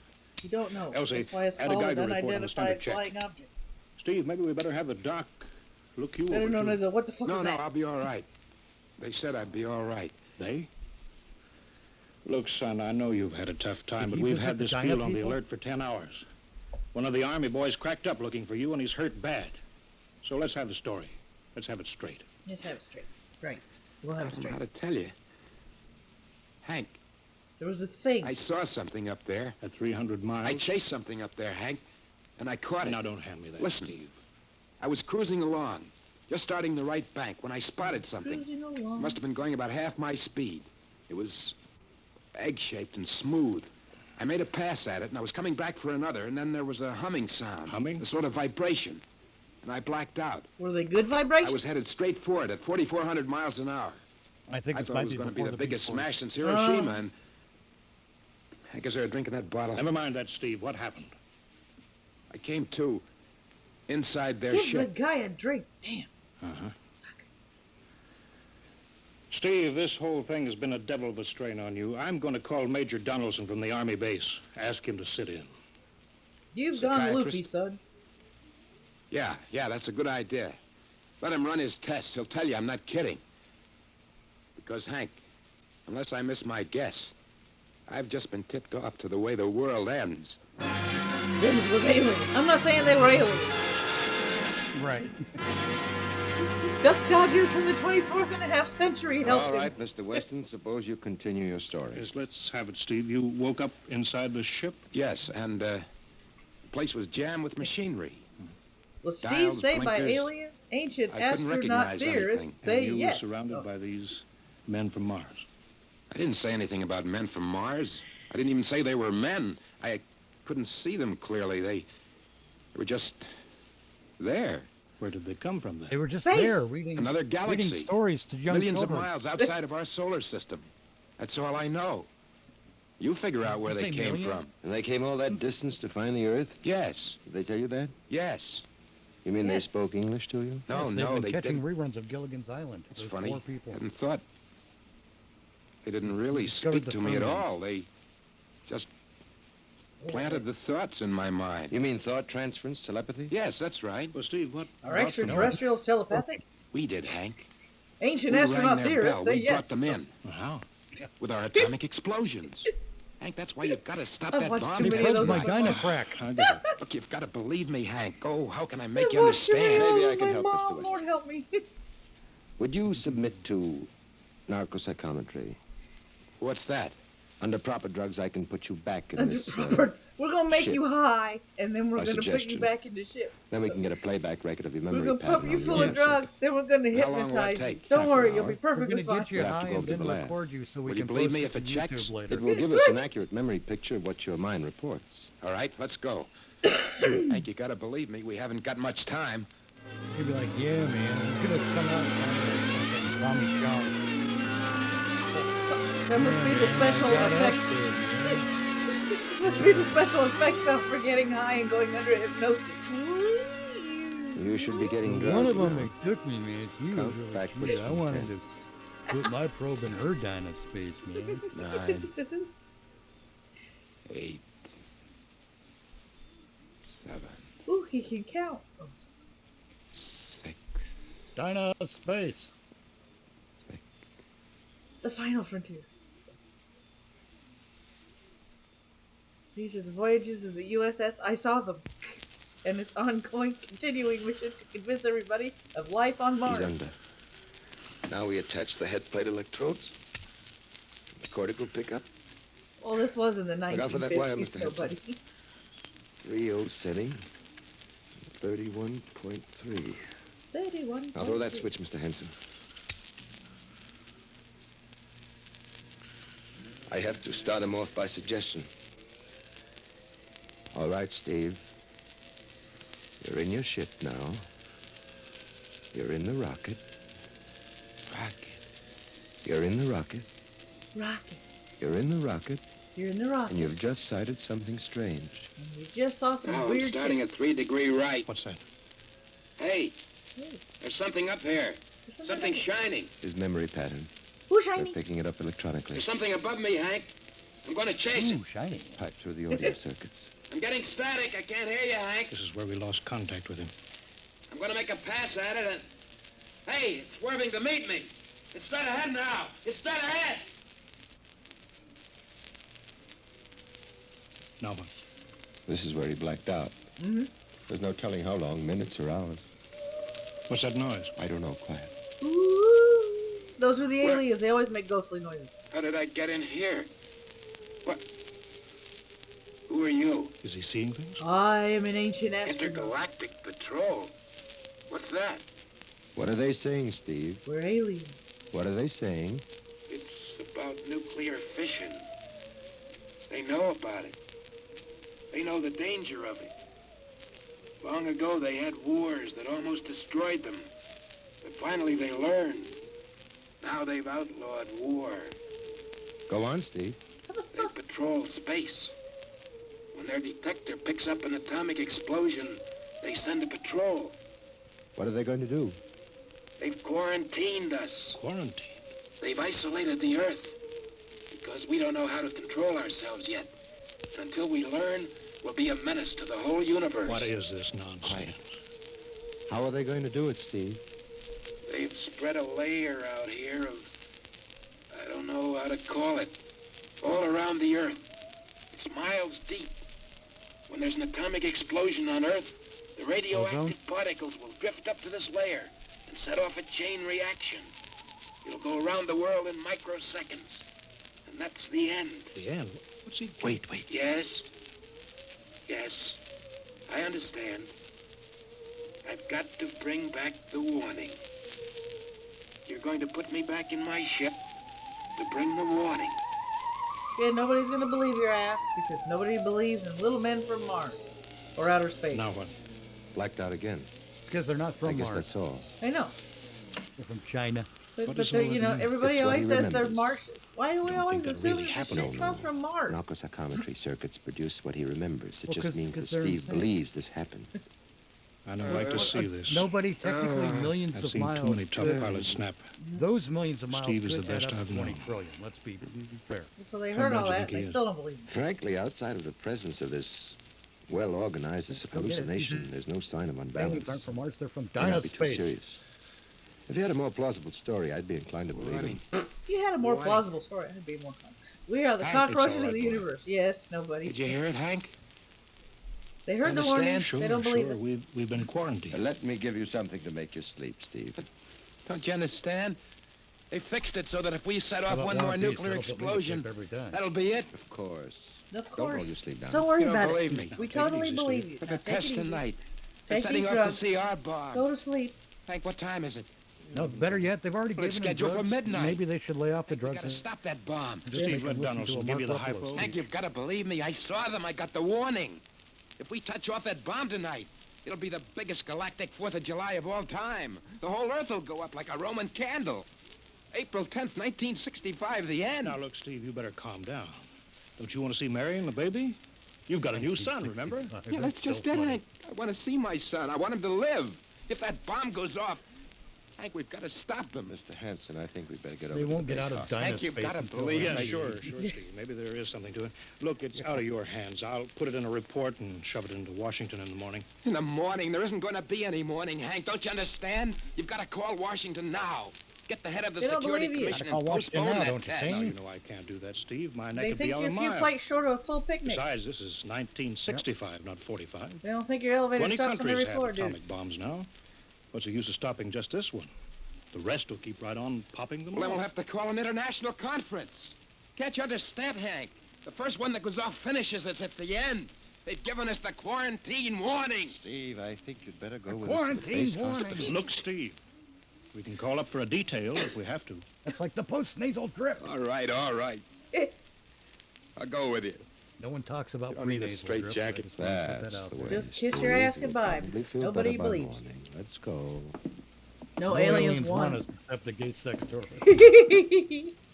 No, except the only aliens that want us are the sex tourists that are into bestiality. Right? Well, Steve, tomorrow I'll drive you over to the hospital to see Mary and the kid. Sure. Look at the ship under the floodlights. Pretty, huh?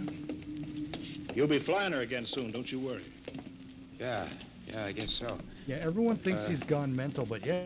What you doing out Yeah, in you'll the be line? flying Are again. Yeah. Refueling? Yeah, we got Clausewitz coming in tomorrow from Denver for another test. This is No. why military Figured we'd give you intelligence a is day often off. considered to be an That's oxymoron. good. Yep. Steve, come back. Come on, Just Donaldson. like the CIA. Steve, wait. Steve don't want to wait. Steve's gonna He's die. heading He for the ain't gonna rocket. see his kid Look, before there the he goes. entire planet croaks. We can't get at him now. That covers armor glass. He's waving. Yeah, towards control. What's the radio? He means the radio. Come on. I should have gotten help. Oh, the radio's still hooked up here. Hello, Steve. Listen to me, Hank. You gotta call Washington now. Come out of that rocket, Steve. I'll call my men. And don't try anything, Hank. They've refueled the rocket for tomorrow. Take it easy, Steve. Listen, you know what'll happen when I fire the rocket tubes down here? Steve, don't. It'll burn out every building for 5 miles. All of us in one big blast. Steve, what do you want? You've got to stop that bomb. You got to call Washington right now. They won't believe me. You make that call or I cut in the rocket. Now, I mean it, Hank. Now, hook my screen to yours in parallel. I want to see exactly what you're doing. All right. Just don't fire those rockets. Get going, Hank. You got 12 minutes to make that call and stop that bomb. All right, I'm making the parallel hookup right now. Yeah, like they're gonna believe you. I don't know. Up to now, I'd almost say he was normal, but now he's liable to do anything, Hanson. Well, I mean, Steve, you know, it's like Steve, nobody's there, gonna you're believe getting it on you. your screen. Aliens told me that we're gonna blow up our own planet. Don't shoot off All right. anything nuclear. Operator. Visit screen to Washington. Like that doesn't sound Screen sane. circuits are busy, sir. He'll try again in half an hour. This is Security Commission priority. Break in, get me a line. Yes, sir. Just a moment, please. 10 minutes, Hank. Listen, Steve, I'm trying. We're ready to take your call, sir. Washington, Security Commission 3. This is urgent. I want Undersecretary Herbert Ames. Washington 3. 1 moment, please. Please Hurry, insert 10 cents to One moment, continue your call. Right. What time is it, Donaldson? 11:51. Do you think he'll fire those rockets? Oh, Christ, they got the machine that goes big This is again. screen 3. Mr. Herbert Ames, please. That is a coded exchange. I cannot accept your call without clearance. Get it through, Hank. Listen, Washington, put it through. This is Mr. Hanson at San Marco Air Base. This is a priority call. I'm coded. 1 moment, please. I will check your code number. Get that through, Hank, or that bomb goes off at 12. Will you be reasonable, Steve? Your call has cleared, San Marco. Washington, visit screen 3. Herbert Ames, please. Security Commission Ames. Listen, Ames. Hello, Hanson. Ames, you got to get me to the chief. Are you kidding? He's at the test control room. Yes, I know, but get him for me. What's up? You look lousy. Or is it a bad circuit? There's no time. I've got to get him before the test. It's about the CR bomb. I can't take that responsibility. Get that through, Hank, or I blast. Hey, what's going on there? Ames, my project has a high enough rating. This is a priority A call. What? Well, okay, it's your neck. I'll try to get him for you. He's in the control room, so you'll have to switch off your screen and speaker and go on earphones. Too much going on in there. Security ruling. You hear that, Steve? I've got to cut the incoming screen. All right, but don't try anything. 8 minutes, Hank. Hello? What? You got him, Hank? Yes. Mark, is that you? This is Hanson at San Marco. No, sir. Priority A request to cancel the bomb test. No, I'm serious. This is deadly serious. We sent the X2 JTR up today to the outer limit. Double We uncovered serious. evidence. Yes, on the automatic instruments. What's that? No possible chain reaction. Got life in No, I Dynaspace. can't tell you the whole story. There isn't time here. Yes, I'll bring the readings into Washington in the morning. You've got to postpone the test till you see them. Look, I've worked on contracts for the commission for 10 years. Yes, I have complete confidence in my information. You can record that. All right, I'll call you back immediately. Bye. Hank? He's agreed to cancel, Steve. The bomb won't go off. All right, boy. You can come down out of that ship.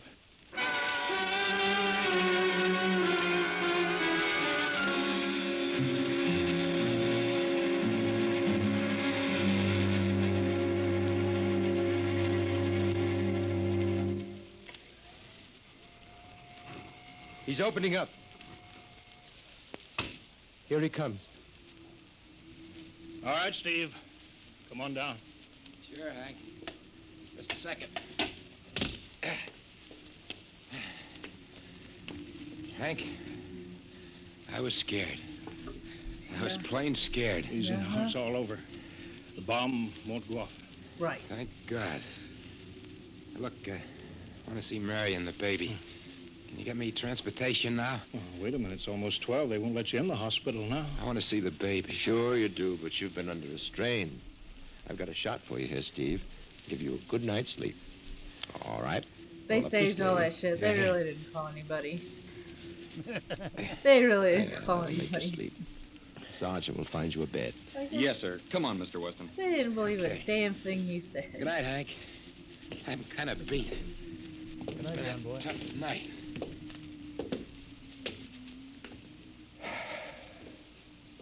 It sure has. I thought for a minute he was going to blast those rockets and send us all to Kingdom Come. Yeah. Quite a stunt getting the ray bomb test called off. It isn't called off. But the chief said... Ames couldn't get the chief. I was talking to a dead circuit. Bomb goes off in a couple of minutes. Oh. Did I call it or did I call it? Was one of the best. George Burgess Meredith will be there with his broken glasses. 1 in 10 million. Right. Some story of his, poor guy. For a while, he almost had me believing that quarantine. Mm-hmm. That's a very common delusion. Oh, really? End of the world. Yeah. Yep. I suppose so. Mm-hmm. Ah, it's a nice night. Never saw the stars so bright. We better be getting in. That wind is cold. Yeah, I'm sure. Well, the bomb goes off in Now, 30 seconds. the revenge of Dino-Space. Poor Steve.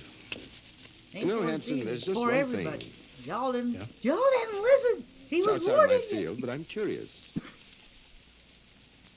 How did he keep that ship in the air for 10 hours? With only Now you're 10 wondering? minutes And now you fuel. start asking questions. Right? Yeah, the whole planet's gonna go to hell, and this guy's gonna be like, well, I'll be damned. Yeah. Who could have seen that coming, Roxanne? Yeah, like, who does he... Now you're wondering how he was up there for 10 hours with only 10 minutes worth of fuel. Now! Yeah, it's a little late now. Ah, God. Oh. These bureaucrats, I swear. Right? They never change. No, they don't. They don't. Let's see here. Now There can't be aliens in Dino-Space. It would have showed up on one of our forums. Yeah, right? It's like, it always gets me. People that absolutely do not believe there's life out there in the galaxy somewhere just absolutely dumbfound me. Like, how self-centered do you have to be to believe beyond any doubt that we are the only sentient beings in the universe? Considering the fact that the universe... That's how much. Right? Considering the fact that nobody can measure the universe or how many planets are in it. Yeah, regardless of all their fun little math equations, those are still just guesses. Hmm? Nobody. Good thing we're in an alternate timeline, right? Yeah, no kidding. Oh my God, it's the multiverse.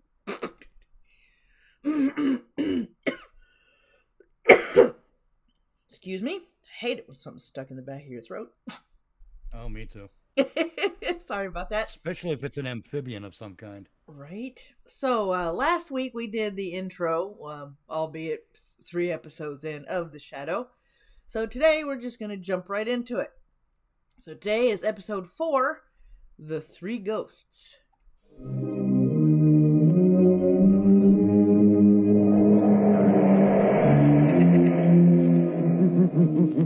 Knows the evil that lurks in the heart of the musicians. Right. The orchestra knows. Shadow knows. Shadow knows. Flip on the light.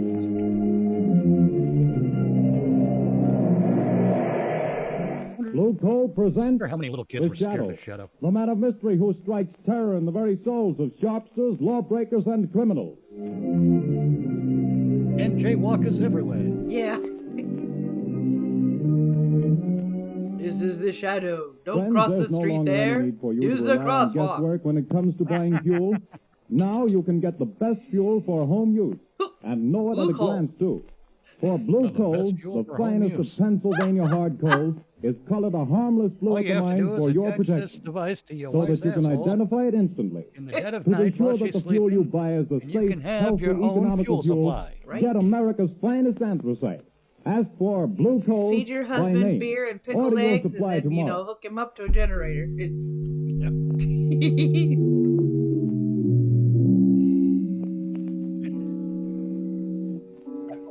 Wrap a pickle slice in omelet and feed it to your husband. Right?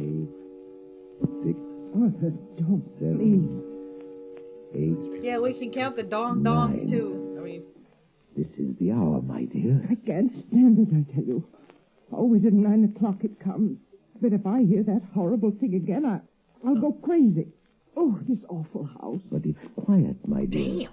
Way out in the country like this. dude, maybe you should switch I up can what you're install doing. my laboratory here as soon as I get around to it. As for these strange sounds, well, haunted houses have always fascinated me. The strange sounds are I've just pick up always fairly. wanted to meet a ghost. Shake hands with him. I know I'm crossing the stream. Get over it. Talking like that. It's serious. Oh, I've tried to stand it for your sake, Arthur. But I don't know how much longer. My heart isn't strong, and I... Hear it? But that's only So he the took his wind, wife isn't to a it? haunted house and she has a weak heart. Wow, that's how be the year. You know it does. Don't move. Listen. Sounds like a Arthur, thing to it's me. coming. It's coming. It's coming. A ghost, eh? Well, we'll see. I'll meet him this time. I'll meet him halfway, too. Stop! Come. The we'll fact that both she meet keeps him. crescendoing Give every me time your she hand. says it's coming doesn't help the matter any. I know. Carolyn. Carolyn, it stopped. So did Carolyn. Can't you hear me? Nope. Goodness me. Has the shock killed her? Probably.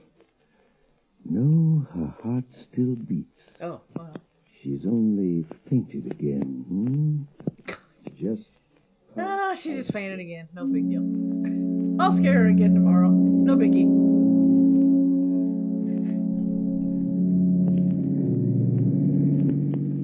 Yeah, exactly. Turn the next corner, Lamont. It's that big house set on the hill.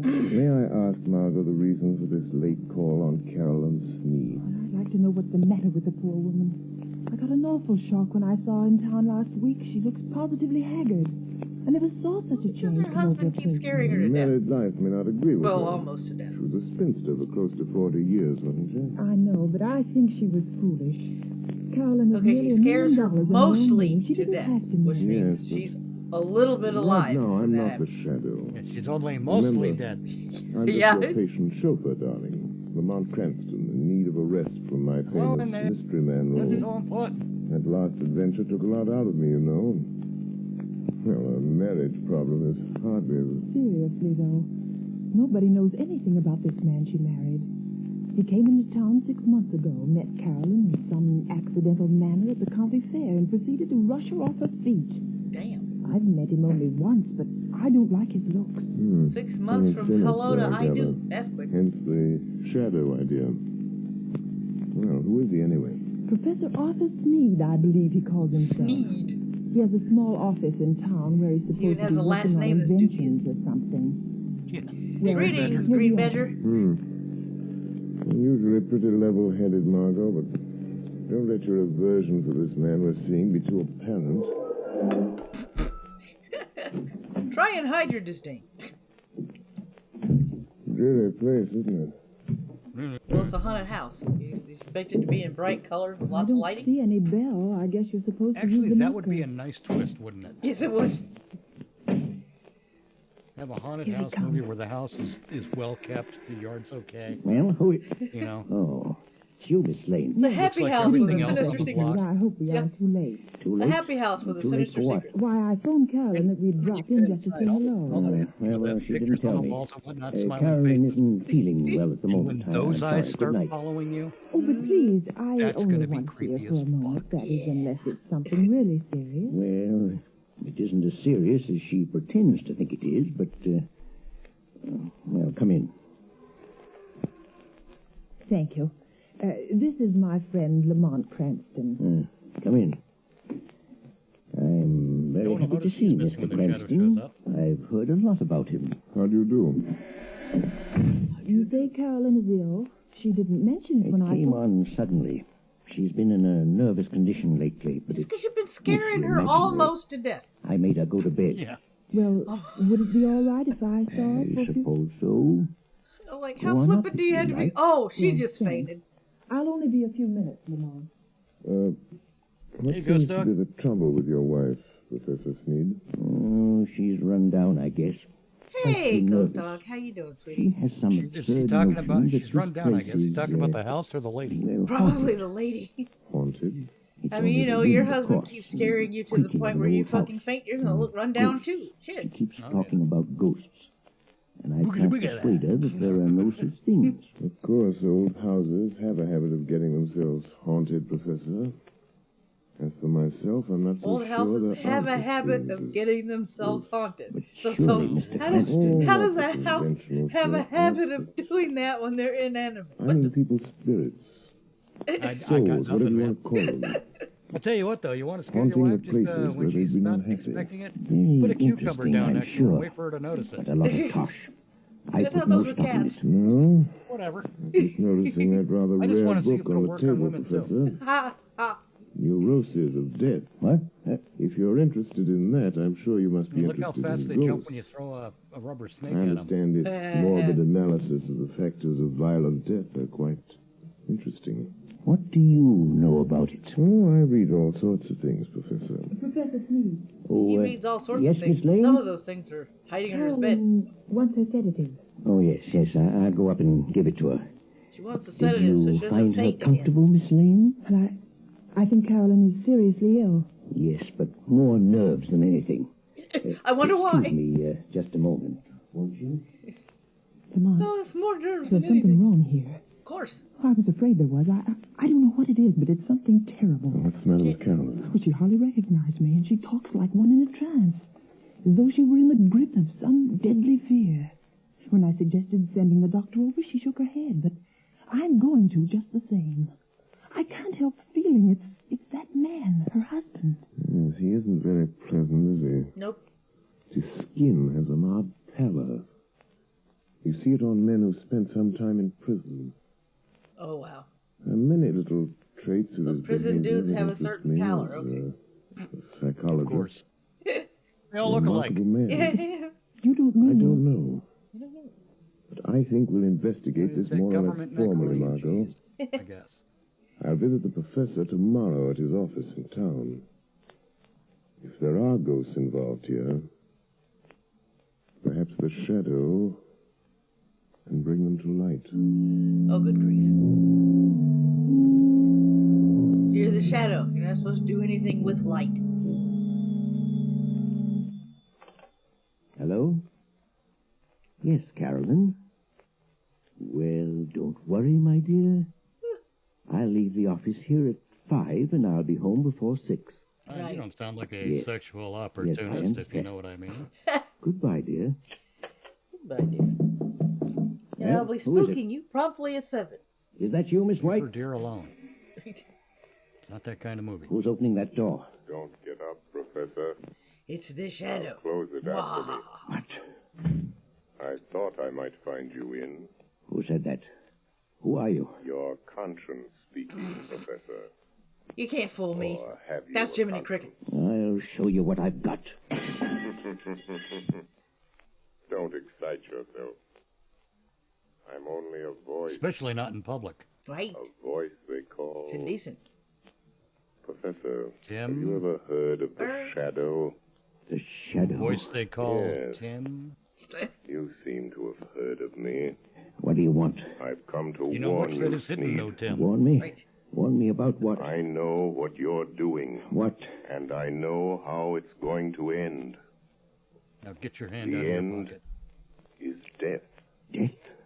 Death. I have something here I'll toss in your lap. Lap? Lap? Do you hear it? Why, Nope. you... Get out of here, I tell you. See it? Sid? Look. Look. It's half Listen! of a playing card. Sorry. The ace of spades.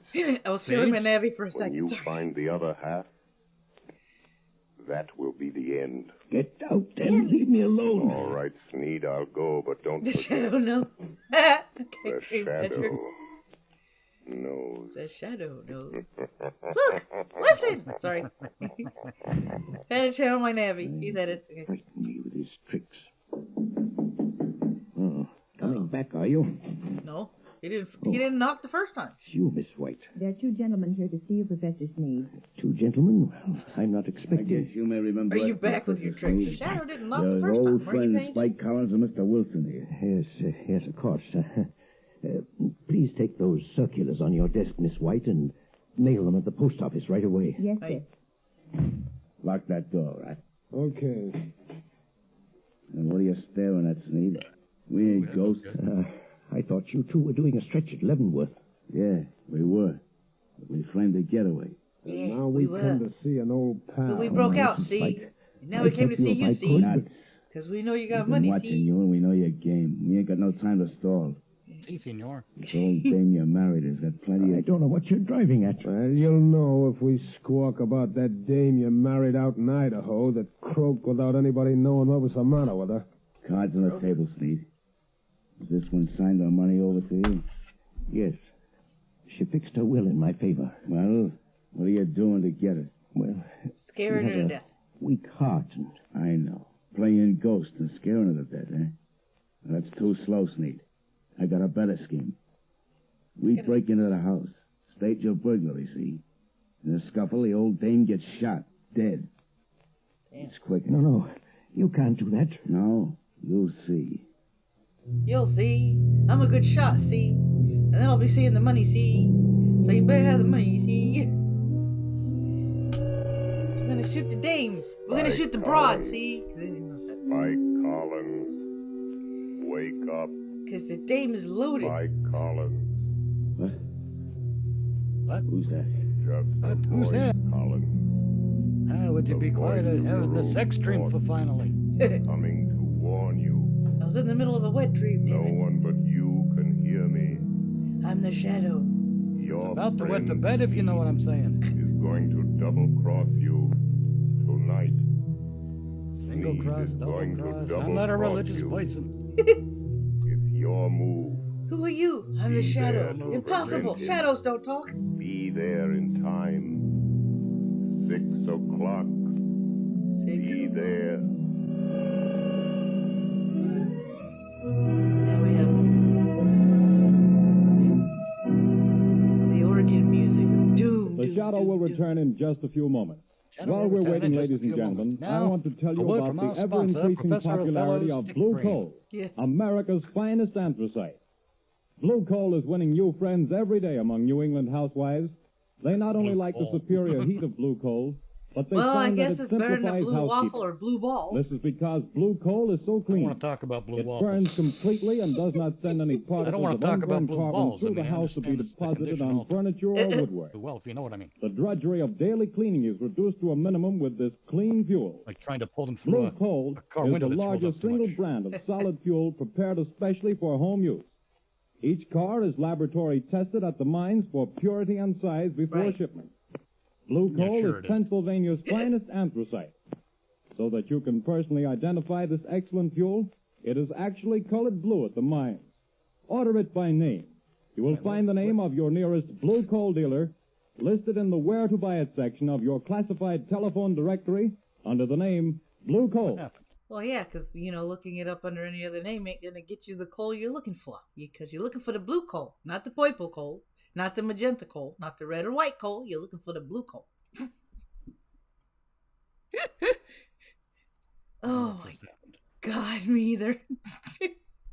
All right, we're going to take this particular break to let you guys know next week at the same time, 11:30 a.m. Central Standard Time, we will be airing Candy Matson, the Donna Dunham Case, The Green Hornet, The Devil's Playground, The Whistler, Retribution, and The Shadow, The Circle of Death.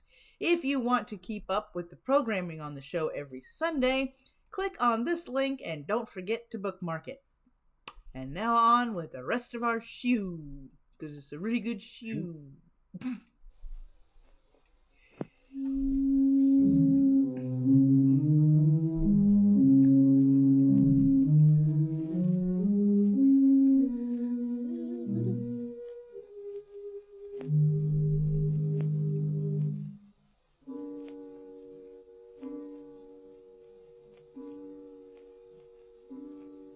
Say something, Shadow. Jesus. Is it away from in this cast? Chair, Carolyn? Yes, thank you. Did they all dear. take the same bathroom And break I do or what? appreciate your coming out here. Is the Shadow's brother Penumbra making an appearance in this but it's 6 episode? o'clock. Your husband ought to be coming home pretty soon, shouldn't he? He phoned just before you got here and said he was starting. He seemed very agitated. No, but his strange, cousin Mild Hayes man might sometimes. show up. There are things about him I don't seem to understand. Yes, I know, dear. He has the car, I suppose? Yes, he's driving. He's probably on his way now. To be followed by vague blur. I've got to think. I've got to think of something. I know. We leave town. You're driving rather recklessly, Smead. You again. I'm going to haunt you. Try to forget that I'm here in the rear seat, if it annoys you. No, don't look under the seat. If I could only see you, get my hands on you, I'd show you how much it annoys me. Shut up. I'm the voice of your conscience, Smead. Perhaps you have a conscience, after all. I could choke that voice down your throat without any trouble to my conscience. If you only had the power of second sight, you would see me. That's an invaluable gift, Smead. Being able to see things that other men can't. Some people call it mental telepathy, some by other names. Remember, I can see the pictures you make in your mind. I told you about that. You can warn all you like. That's not evidence, not in court. A lot of wild guesses that don't mean anything. Well, doesn't it frighten you a little, Smead? I simply will you not to see me, and you don't. Careful. There's a truck coming down the road. Better sound your horn. Good Lord, the fool's taking up the whole road. It's going to hit you. Look out. It's gone. There wasn't any truck there. No. I willed you to see it. And you saw it. No truck at all. I made you hallucinate. Hypnotism. Gosh, I'm having hallucinations. But that's the way to dispel hallucinations. Drive straight through them. Be careful. It's on a windy road. We're near your house. And this old mill road is tricky. What about it? Look, Sneed. There's a man in the road ahead of you. There is, eh? Really? Why, it looks like one of your two pals that called on you today. I knew he would be here, Sneed. Really? You're going to hit him if you don't watch out. More of your hallucinations. You think that I'll believe you again, don't you? Well, I won't. Uh-oh. Look out. He's actually going to hit somebody. I hit him. This time, it was no hallucination, Sneed. He was in front of you. Dun, dun, dun. Can you trust your eyes? Dun, dun, dun.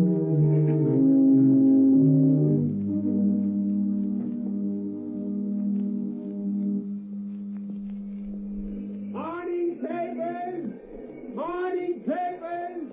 It's convict Spike Papers? What's happening? on the old mill road. Spike Collins, wanted by the police, found dead. Here, son. I'll take one. Here you are, sir. What's Is it all anyone about, taking out Mom? the chowder? Found dead on Old Mill Road. But that's out for the Saints' place. Yes, I believe it is. Like you don't know anything criminal about it. struck by automobile and killed. He was certainly struck by an automobile. I wonder if Sneed knew anything about it. Oh, sure, He he knows about it all right. Strange. What way? Well, he was pale and shaky. Sneed and knows hardly about seemed it to all know right. I was there. He told Karen that he'd had a message from out of town and they'd have to pack and leave. Oh, did he say when? Well, they thought they could get their trunks and things ready by this afternoon sometime. You're not going to let Carolyn go with him, Lamont. Not if I can help it. Not if I can help. See. A little after 9, I imagine Commissioner Weston is rather startled by the morning's news. I think I'll have a word with Right. Commissioner Weston. Is there ever a New Mill Road? I have no clue.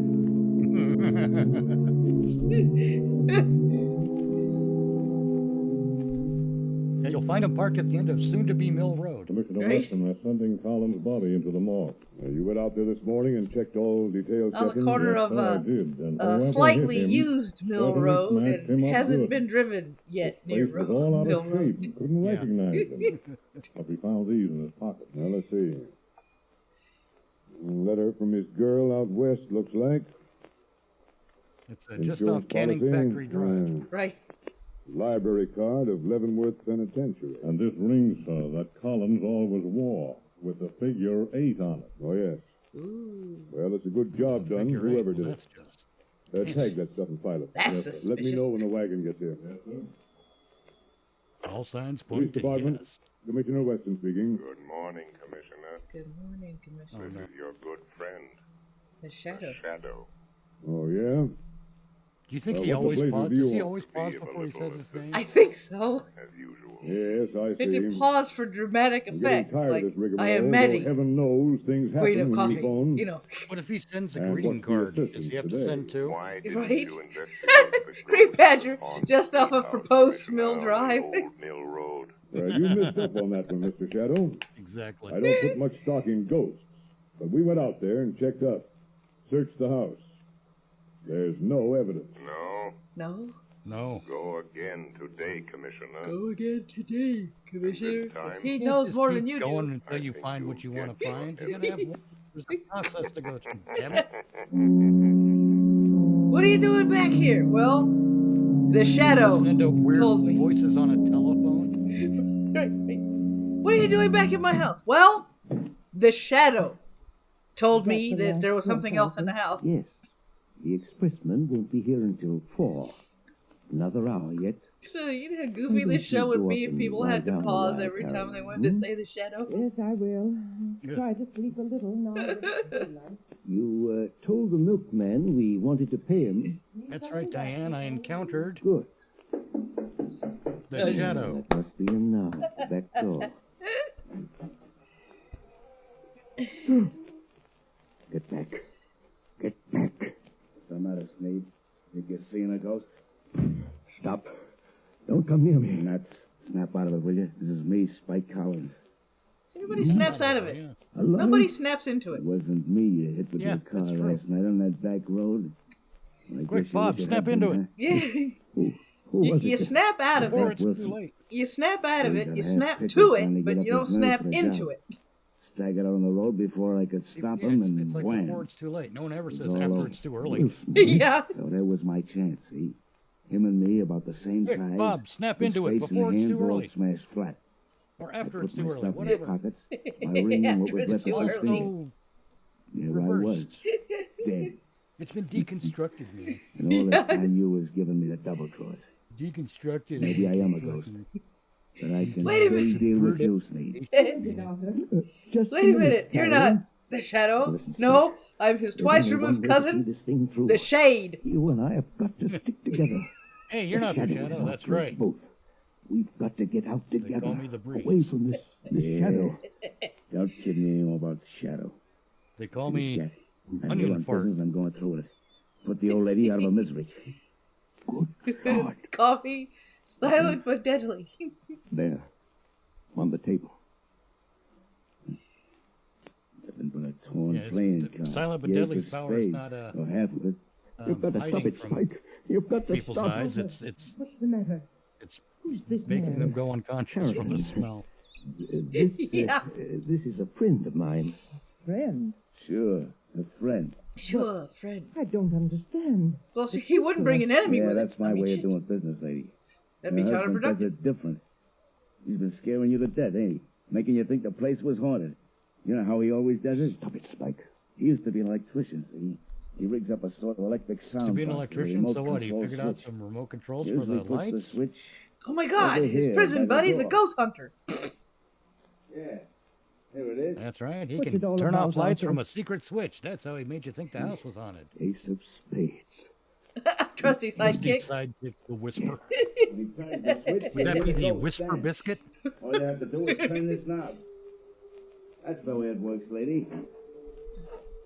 The whisper biscuit sounds like a fart that has a slight buttery I hear it. texture to the smell. Yeah, it does.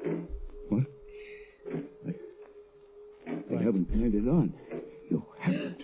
Good heavens, Abigail, that fart making almost those smells sounds. wholesome, but not quite. Just wholesome enough to disgust me. It's him. He's come. The shadow knows. I am If the coming shadow up comes, these does anyone summer see it? stairs. I will I mean, enter does anyone have to come in and clean it up? stand beside you. Yeah. What's the story there? Stand back or I'll shoot. When I enter, Well, we know he makes a noise. Otherwise, I you would will never know touch he's there. one of you Or would you? on the shoulder, Stop him. Stop him. and that one will die. It's the cops. Come here, Spade. Bang, bang, bang, bang, bang, bang. You called in the cops. It's a cop knock. Dun, dun, dun, dun. You can have the bullet I was going to give your wife, you double-crossing skunk. Oop. Pop gun. Killed him. Yeah, double-crossing son of a firecracker. Flaky with layers. Flaky with layers. I got him. Still around. Break your arm. Now, hand over that gat. All right. Hand over that pop gun.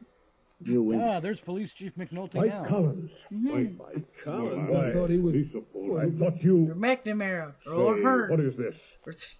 Who was that Oh, guy that got Hearn, killed over here last night? Whatever Come stereotypical clean, last Collins. name they can come up for an Irish or a What? Scottish police I officer. didn't do it. Throw it out there. Who's that? Where are you? Don't be alarmed. Don't be alarmed. I am here behind you. Don't be Yeah. slightly put out of joint. Oh. So you're here, Shadow, eh? Yeah, don't be scared. Well, I'm you just know who spooky got and standing killed right last behind night? your The ass. man killed Boo. last night, Commissioner. Don't be vaguely flabbergasted. The ghost. Oh, yeah? There are now 2 ghosts in this little adventure. Mr. Collins will probably make the 3rd. You really should believe in ghosts now, Commissioner. And in shadows. Oh, good grief.